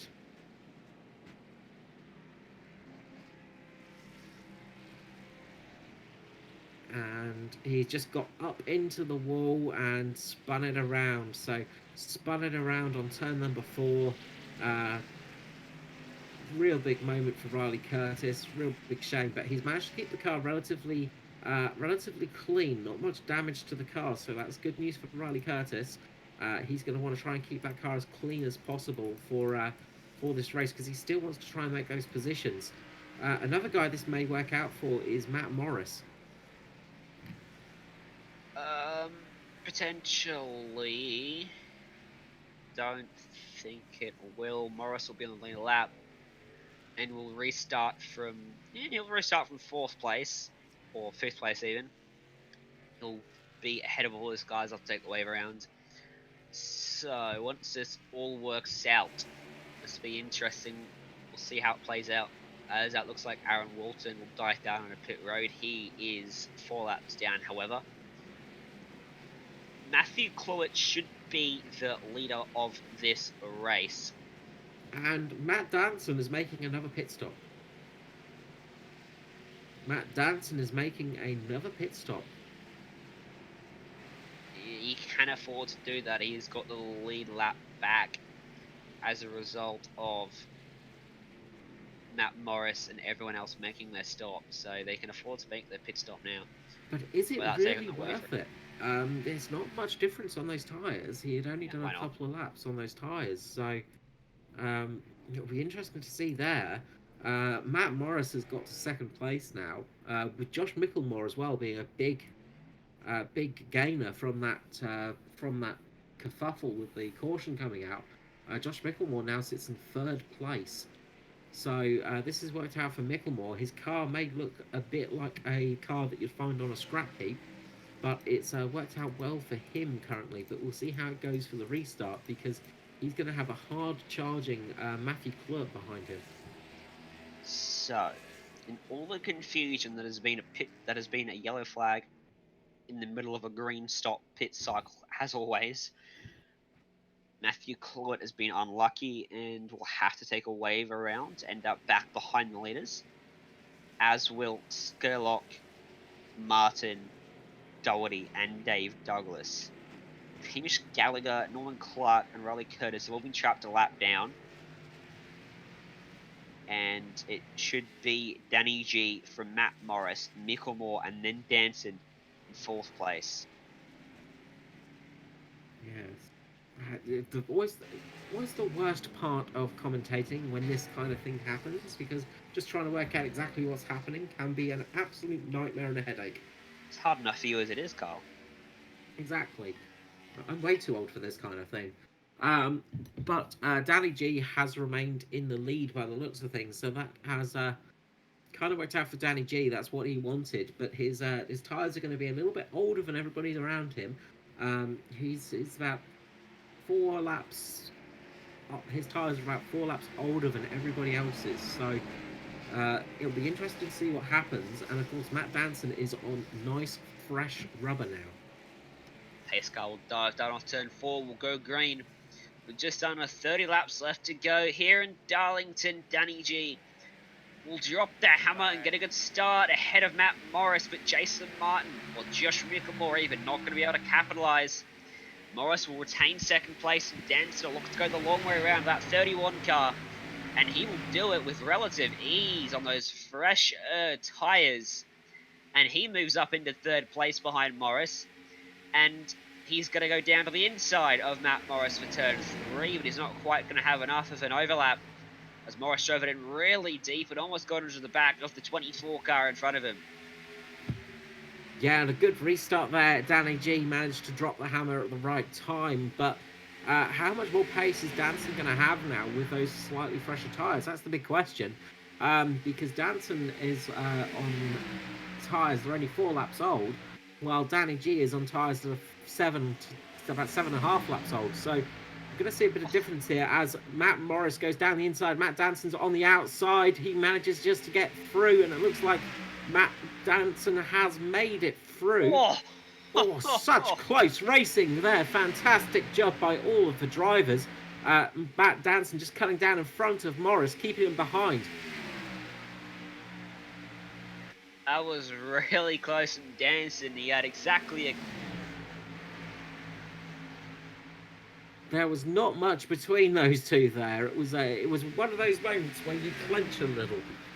So really good job there for those drivers. Now Danny G has his mirrors full of Matt Danson, and Danny G is going to try his best to really hold position here. But Matt Danson looks like he's got a bit of extra pace now as he goes up to the outside of turn number 3 and turn number 4. He's going to sit on the outside. That's going to lose him a little bit of time. But he's going to try for the cut down on the inside. As he keeps there. Now he goes down to the inside, but Danny G has gone down to cover the position. And they both just clip the apron slightly, the slightly flatter surface of the apron. But Matt Danson seems to have clipped it a little bit harder, and it's lost him a little bit of time. Danny G has managed to hold that position. Fantastic defensive driving there from the Mitch Motorsport driver. Danny G defending for all he's worth from Matt Danson. He knows what happens if he gets out in front of him with those slightly fresher tyres. He's going to walk away from him. And I wonder whether Danson is a bit irked by Danny G's move earlier on in the race that put him into the lead that saw Danson start up into the wall. And we'll see some favours being returned. Certainly the defensive jump for Danny G We'll see the red mist come down from Danson as he throws the nose up the inside, tries to get up there, won't get there, and now Danny G will have the opportunity to cover off that inside line once more. But Danson at the moment sits about a car length back as Joshua Mickelmore starts to really close up onto the back of Matt Morris behind them for the battle in P number 3 as well. And I should mention there's only 9 cars in the lead lap after that green flag stop and yellow flag phase. So this race is really being condensed to 9 cars that can win it. The 9th car is amazingly Jason Martin, and he's about 3 seconds off Douglas, so he's really struggling for pace in that 21 car. Yeah, so ever since Jason Martin made contact with the wall and damaged that car, he's really been struggling. And as you said earlier, maybe that little bit of OCD is just playing up with him and causing him just to feel like he's going slower than he actually can do. It's really costing him time. We've got Dave Danson threw it up there, got to the inside of Danny G. He might just about hold it. Won't be able to do it. Danny G will shut that door.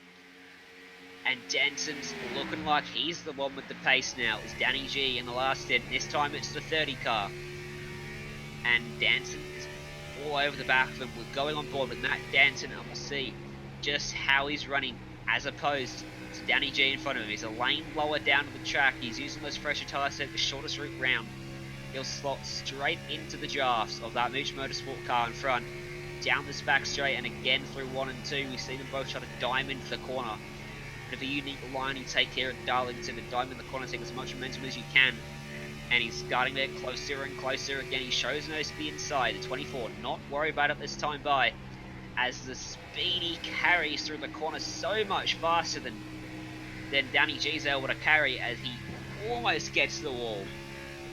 But he's going to hold him off for now. But I say what, Danson's right there with him. We'll see a move here as up in front of them, Michael Ladder is going to have to get out of the way really fast. And he's managed to get down to the inside, as now Danson wants that inside line but can't get it. He is trying his best, always pushing Danny G, is holding on to that inside line now. Danny G just coming down. Almost contact there between the 2 cars. And Matt Danson's just had to lift off a little bit. Danny G is just holding no water. He is just not giving up. He is, I think he's going for the win or the bin tactics at the moment. He is going to win this race, or he is going to bin the car trying. He is really driving hard as it is. Danny G just lifting off there and just giving Danson that little opportunity. Danson managing just to run that lower line a little bit better than the other guys. We've still got battles down the order, but the real battle is for first place. It is some fantastic driving from these guys. And we've got a spin at the back. We've got a big spin at the back. It is Riley Curtis. We've kept green for the moment. Will we get the yellow flag out? No, he's managed to keep it going. He's got back driving, but that was almost a yellow flag moment there. So we managed to keep it green there as the battle for the lead continues. Very, in Curtis's perspective, unfortunate not to see a yellow flag fly there. He was certainly on the racing surface, but such is our racing and such is the caution system. We stay green and this battle continues. As down to the inside, she tries again, does Matt Danson, but as always, Danny G strong on the exit, gets back out in front. And I think we may see a bit of a slide job being pulled out soon from Matt Danson. It might be the only way he can get by the 24 car. Or maybe a hip check that we saw, similar to what we saw with the positions reversed earlier when it was Danny G and behind Danson. And Danny G just hits the wall. Danny G just goes into the wall. Big moment for Danny G. It looks like he's managed to keep in the lead though. But a big contact to the front right of the car. But somehow it keeps it on the track. But this is going to give Matt Danson a chance. He moves down to cover him off. This has really lost Danny G some momentum though, and this has given Matt Danson the chance.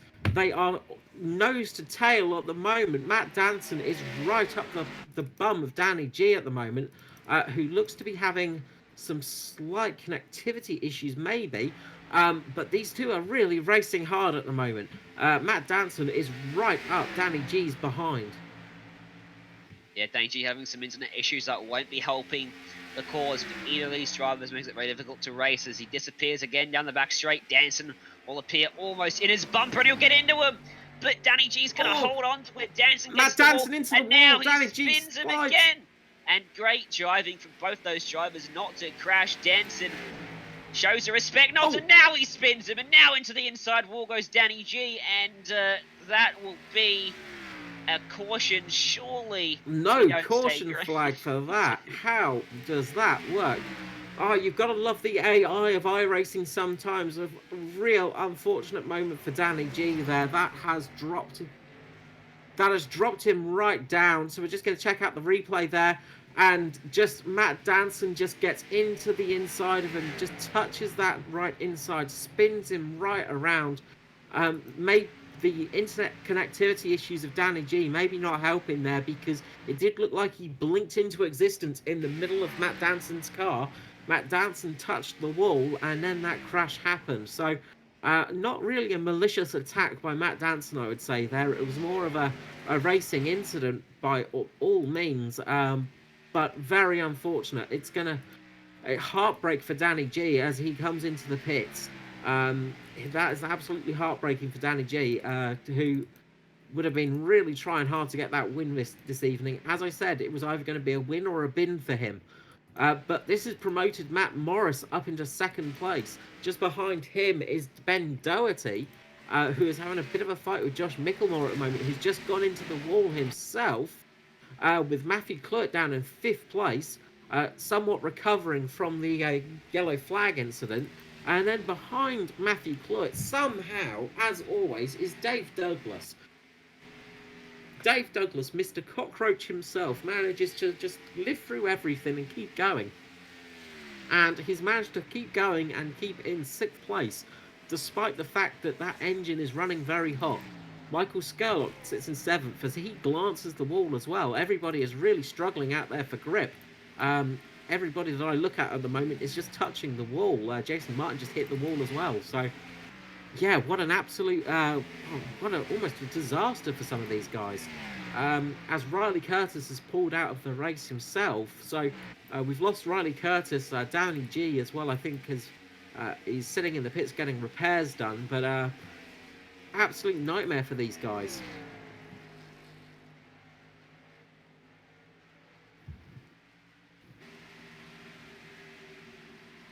So Matt Danson keeps it in the lead there, and we might actually just grab in Edward Foster, who's just retired from the race, and see how he's going as we're on lap 79 of 183.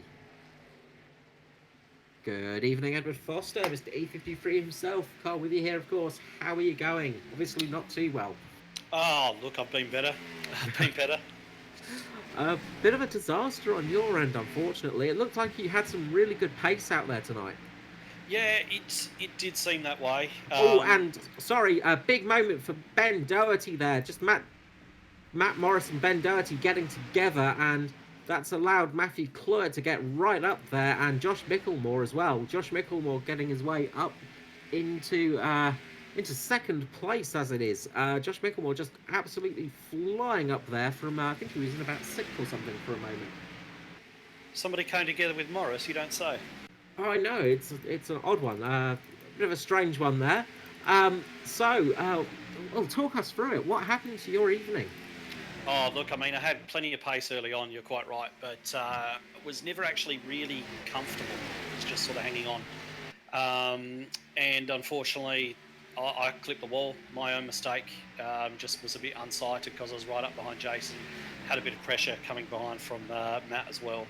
So I clipped the wall, and from then on I didn't have a lot of pace, and it just kind of compounded. I was overdriving it, trying to keep up.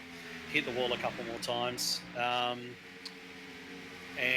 yeah, unfortunately, I kind of gathered it up and was plugging along and waiting for a caution. But then old Morris came along and... well, he seems to hit somebody every race. So it was my turn tonight, and it'll be somebody else's turn next week. Unfortunate there. So we are on the final lap as Matt Danson does pretty much a masterclass this evening. He's coming around for his very final lap. The battle for second, third, fourth, and fifth is pretty much up there as Matt Morris and Ben Doherty fight it out incredibly hard. But it looks like Matt Morris might have it, but Ben Doherty just is on the outside line. He gets better drive, just hip checks Matt Morris and keeps it in there. And looks like Ben Doherty has managed to get to fourth place. Fantastic job there. So yeah, fantastic win there for Matt Danson as well. Really good there. Thank you for joining us quickly, Ed. It was good to see you. Sorry, it was very much towards the end Yeah. of I the thought race. we were actually under yellow. That's why you called me in. But yeah, maybe it would have been better to do it after the race. That looked like a really good finish anyway between Danson and Danny G. Unfortunately, it didn't quite work out for Danny G. But yeah, I'd say there's a couple of guys out there tonight who've got a couple of return favours coming to them. And I'd say one of them might be in the seventh. So stay tuned. Thanks so much, Ed. Have a good evening. Thank you. Yeah, well, thought we had a couple more laps than we did there actually, but yeah, fantastic finish to the race there, Ryan. Yeah, great finish and a good win for Matt Danson. He fought hard to get the win away from Danny G, and unfortunate for Danny G not to finish that race.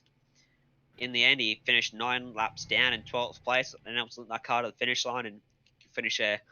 Positions changed drastically in the final couple of laps. Mickmore roaring up into second place, Cloet retaining third, and Doherty and Morris went from second and third to fourth and fifth. Won't be too happy about that one. No. Um, so let's just go through the finishing order. So we had Matt Danson with the win, of course.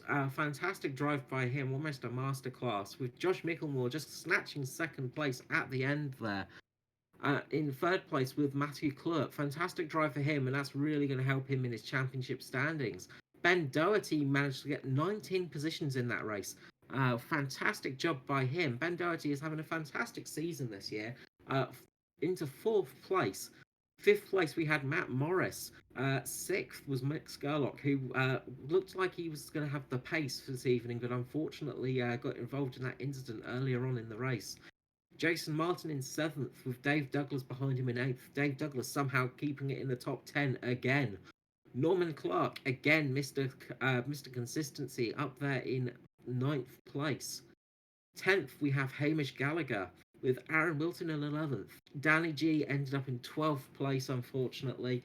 Then Riley Curtis, Tristan Koch, Edward Foster, Michael Latterer, Stephen Williams, Matthew Raymond, James Robbie, Roger Clark, JP Courier, Emerson Harvey, and Andrew Mogridge, the last of the guys of the people that went out of the race early on. So, yeah, that was a pretty active race there. So, anyone you'd like to grab into the green room? Sorry, into the Nice. broadcast, please. I think we'll grab our race winner up here, Mr. Matt Danson. Matt Danson, welcome up here to Performance East Streaming Broadcast booth. It's Ryan James, as always, and congratulations. You've got yourself another win, and you had to fight hard for that one. Thanks, Ryan. Yeah, it was a bit messy. I was pretty ticked off earlier in the race. I kind of felt like I got dive bomb and just stuffed in the wall, but sort of got over that. Obviously, we got a fresh start with the yellow, and had a really fun battle with Danny. Probably fitting that it's the throwback round because it was like pretty old school NASCAR style. Like he was blocking me into corners and we were getting stuck into each other. But it was good fun until I don't know, he was having some sort of connection issues. I don't know if it was showing up on the stream, but Yeah. Yes, it was. okay, yeah. So like, I mean, in the decisive sort of one of the decisive moments, I mean, he going down the straight, he just disappeared from me altogether, and then he reappeared, and I was halfway up his car, and I was sort of, I think I slammed the wall at the time, like sort of as a reaction, and then I think as well it sort of got him a bit sideways, whatever, and then I don't know if he was just doing a desperation block or whatever, but just turned across my nose down the straight, so that was kind of a sad end to it, really. Yes, we did catch the moment where you and Danny G were inside of each other. It was a bit of a hairy moment out there, unfortunately. But yes, it was a good race from you though. I mean, you had a bit of a horror in qualifying, I think. Is that right? Yeah, so I was sort of finishing off my paint, which didn't look like it worked 100%. It was meant to not have the number on the side and have it sort of real old school style. But finishing off my paint, getting it just right, and sort of signed in. And as I was joining, it didn't bring up the Oculus. That's sort of what I used to race. That didn't register, so then I had to restart. And then when I then came in, for some reason I had no brake pedal, so I went into turn 3, expecting to have a bit of brake, and yeah, just drilled the wall because I had nothing to slow me down. Gal's going to take us one back then, Gal. Big shame then that for qualifying, but you fought back well through the field as I struggled to get my sentences out. Looking forward, 2 rounds left before the chase gets underway. How are you looking to set yourself up before we get to the chase, and then what's your plan to navigate yourself through the chase? With obviously one race per round, 4 cars getting eliminated in each round, how are you going to go about it? It's a really good question, Ryan. Sort of, I guess, the same sort of strategy I tried to take here. I was super cautious, just sort of worked my way one by one. I mean, it's really easy, the situation where sort of Danny drove up into the side of me. It's really easy for that to happen. So I was pretty cautious when I was passing people to not get up in the side of them, and also just be super aware of any potential dangers. So I guess that'll be my strategy through the chase, and that I guess just try and be as wary as I can, keep myself out of danger as possible, and try and avoid any little conflicts and stuff. Like obviously, like I said, with the way this one ended, that's certainly not the way that I wanted that one to go. Danny was having a really good race and certainly deserved I don't know, top 2 finish of some kind. But yeah, I guess that'll be my strat. Just try and stay out of trouble and see what happens. Oh, we look forward to seeing whether you can execute that strategy perfection. It'll be tricky at Thanks, Talladega. Yeah, and, we'll see. I'll have no friends, I'm sure, at Dega, so I might just slice up the middle 3 wide, see what happens, and go from. Well, it'll be interesting to watch for sure. Before we let you go, any shout outs? Yeah, shout out to Stilton Crowder Racing, of course. For anyone who keeps up to date with that, Ashton actually won the peak race here at Darlington this week. So massive result for him and the team, I guess, as well. Sharing the success. We had another teammate finish 3rd, so first and 3rd was pretty good. Congratulations there. Yeah, well, I didn't do it, but to the team. I'll let them know. Shout out to anyone who watches and enjoys what goes on, whether they enjoy my participation or not. That's by the by. You guys for doing your the broadcast and the commentary. Ryan, I was actually super impressed with you at the the majors. You did the commentary there, and you did a really great job. Carl, I look forward to seeing how many times you mentioned Jason tonight. And yeah, I guess just the league as a whole. It's lots of fun. I look forward to it each time. But yeah, that's my shout outs. Well, thank you very much, Matt, and we look forward to seeing you out next time we go racing. And Carl, and who do you want to grab in for our second interview? Well, I'm actually gonna grab in. Danny G. Bit of a dangerous one, a little bit of a bomb there, but we're gonna grab Danny G in and just see how he's going. Danny G, Carl with the performance he's streaming. I hope you're going kind of well at the moment. Obviously not the finish you wanted. No, it wasn't the finish I wanted, but up until it happened, I was having a great run up there. I couldn't believe it, sort of racing with the big boys, and I thought I had it, but it just didn't go my way. Looks like you had some super pace in that car tonight. You were very fast through the sort of mid to late stages of that race. Once you got into the lead, you were pulling out almost a couple of tenths a lap. Was there any reason for that? Was you just really happy with the track, or any other reasons why you were sort of getting that speed? No, it just felt good. I was just sticking to my lines, and there was the one time I kept trying to get under Matt in turns 3 and 4, and it just wasn't working, so I just decided to stick behind him. And I managed to get a really good run off one of the corners off turn 4, and I got him down the front stretch, and he raced me into turn 1, and I was wondering, I don't know what you're doing, dude, on the outside of turn 1, because anyone that does that just gets put in the wall. I think we touched and he put himself in the wall, or I put him in the wall or whatever. And after that, I knew he was going to be pretty proud and try and get to me any way he could. So, I mean, the last couple of laps before I wrecked, I think we were banging each other. I was getting 0Xs down the front stretch in the corners, and we made a lot of contact. And in the end, unfortunately, I just trying to throw that block into turn 1 and ran over his nose. Yeah, something I wanted to talk about there. Just at the end of the race, it looked like you had some connectivity issues, possibly. Did you notice that on your end? No, he was telling me that, but everything was green. And I mean, my missus said, "Nah, you weren't flashing." Josh was telling me I wasn't flashing, so he said, "Just keep your foot in it." So I just kept my foot in it. Okay, because yeah, on the stream and on our sort of on our views, you were flashing it a little bit, and there was a moment where you were inside of each other. So a little bit of a moment there where it looked a little bit hairy. So yeah, obviously, look, I was saying actually towards the end, it looks like it was going to be a race where you were going to either win it or bin it. Were you going in with that mentality?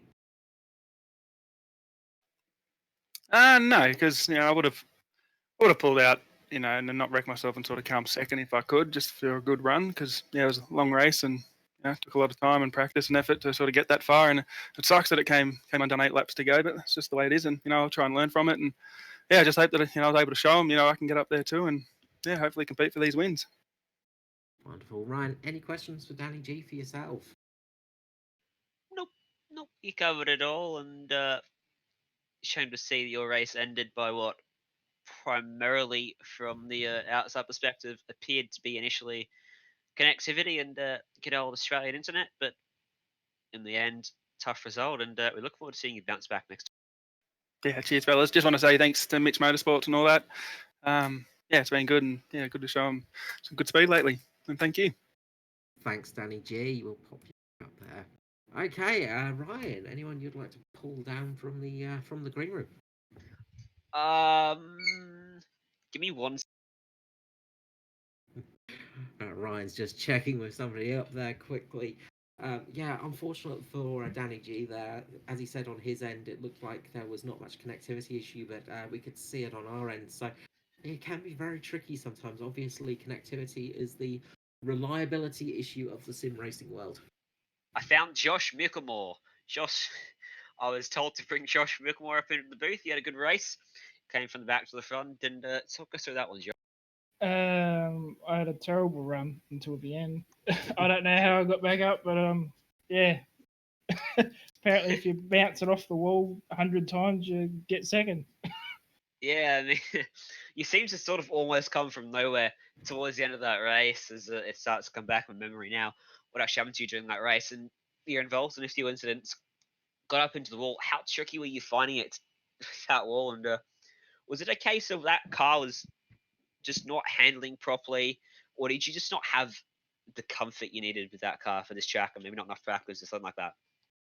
Before the initial incident, we had a clean car. The car was fine. Yeah, we were pretty quick, but since then we got heavily damaged, and then it just made the car so much tighter on exit, and yeah, pretty much just wall riding it from there. But if I had draft the car in front of me, I'd be able to keep up. But if I lost that draft, I'd lose the pack a bit until the long run. People were out their tires, blah blah blah. But yeah, as long as I stayed in the draft, it wasn't too bad. Well, I think second place is certainly nothing you can complain about, especially with the damage you had to that car by the time you finished the race. In terms of the championship, you're currently sat second. Before this race, 14 points to Jason Martin. You finish ahead of Martin, and the all-important number 1 spot locks you in to the final round at Homestead, Miami. What are you going to try to do the next 2 races to close that gap to Martin and claim that number 1 spot in the championship? Yeah, it's going to be tough. I don't know, just try to keep my consistency up. The next couple of tracks I'm fairly decent at, I think. So I think we'll get a good run there. The Charlotte Roval, to be honest, we have never done a race there, so that'll be interesting. But yeah, the next 2 rounds should be fine. It's just Charlotte Roval's got to do a fair bit of practice there and laps to get up to speed there. we look forward to seeing how this battle unfolds in you and Jason Martin, and it can very well decide who gets into that championship, because I think we're all very aware the first round and the one race at the first round before guys get knocked out is Talladega, and you're gonna have to be very careful at that track not to get knocked out of the championship. Yeah, it's a live or die that round. So it's going to be interesting. So we'll see how it happens. All right, well, good luck to it. Before we let you go, any shout outs you'd like to give? Anyone you'd like to thank? Yeah, Ali Osman, sorry, for doing our paints for this round. Thanks heaps for that, mate. Yeah, the other boys, Jace, Daniel, Mitch Motorsports, and you guys for streaming the event too. All right, well, thank you very much, and thank you for joining us up here in the booth, and we wish you luck for the races to. No worries. Cheers, guys. Well, that was your second place getter for tonight. It's Josh Mickamore, who was brought into the booth through demand of people shouting in the green room at me to bring Josh in. Yeah, Josh had a lucky race there. I mean, the back end of his car towards the end of that race was pretty much missing, so maybe that helped him out a little bit, because a bit of weight saving there without the back end of the car, maybe it went quicker. But he had a very incident-filled night, and he got very lucky to get that second place. And of course, that really closes the gap between him and Jason for the championship. And of course, that very important lock-in for the final round of the chase, because as you say, Talladega is a roll of the dice for everybody. Yeah, it certainly is, and this chase is going to be a fantastic conclusion to what's been a fantastic season, and I can't wait for it. But I think that's going to about do us for tonight, isn't it, Carl? Yeah, so that will be it for tonight. Thank you so much for joining us. A bit of a long one tonight with all those caution flags. So as always, a big thank you to Matt Hunter, who was running the cams and doing all the production work, talking in our ears, things like that. And of course to yourself, Ryan, for joining me. Always a pleasure to have you on the commentary team. And from myself, Performance E-Streaming, and of course our sponsor E53, we give you a good night, and we will see you next time. Bye-bye.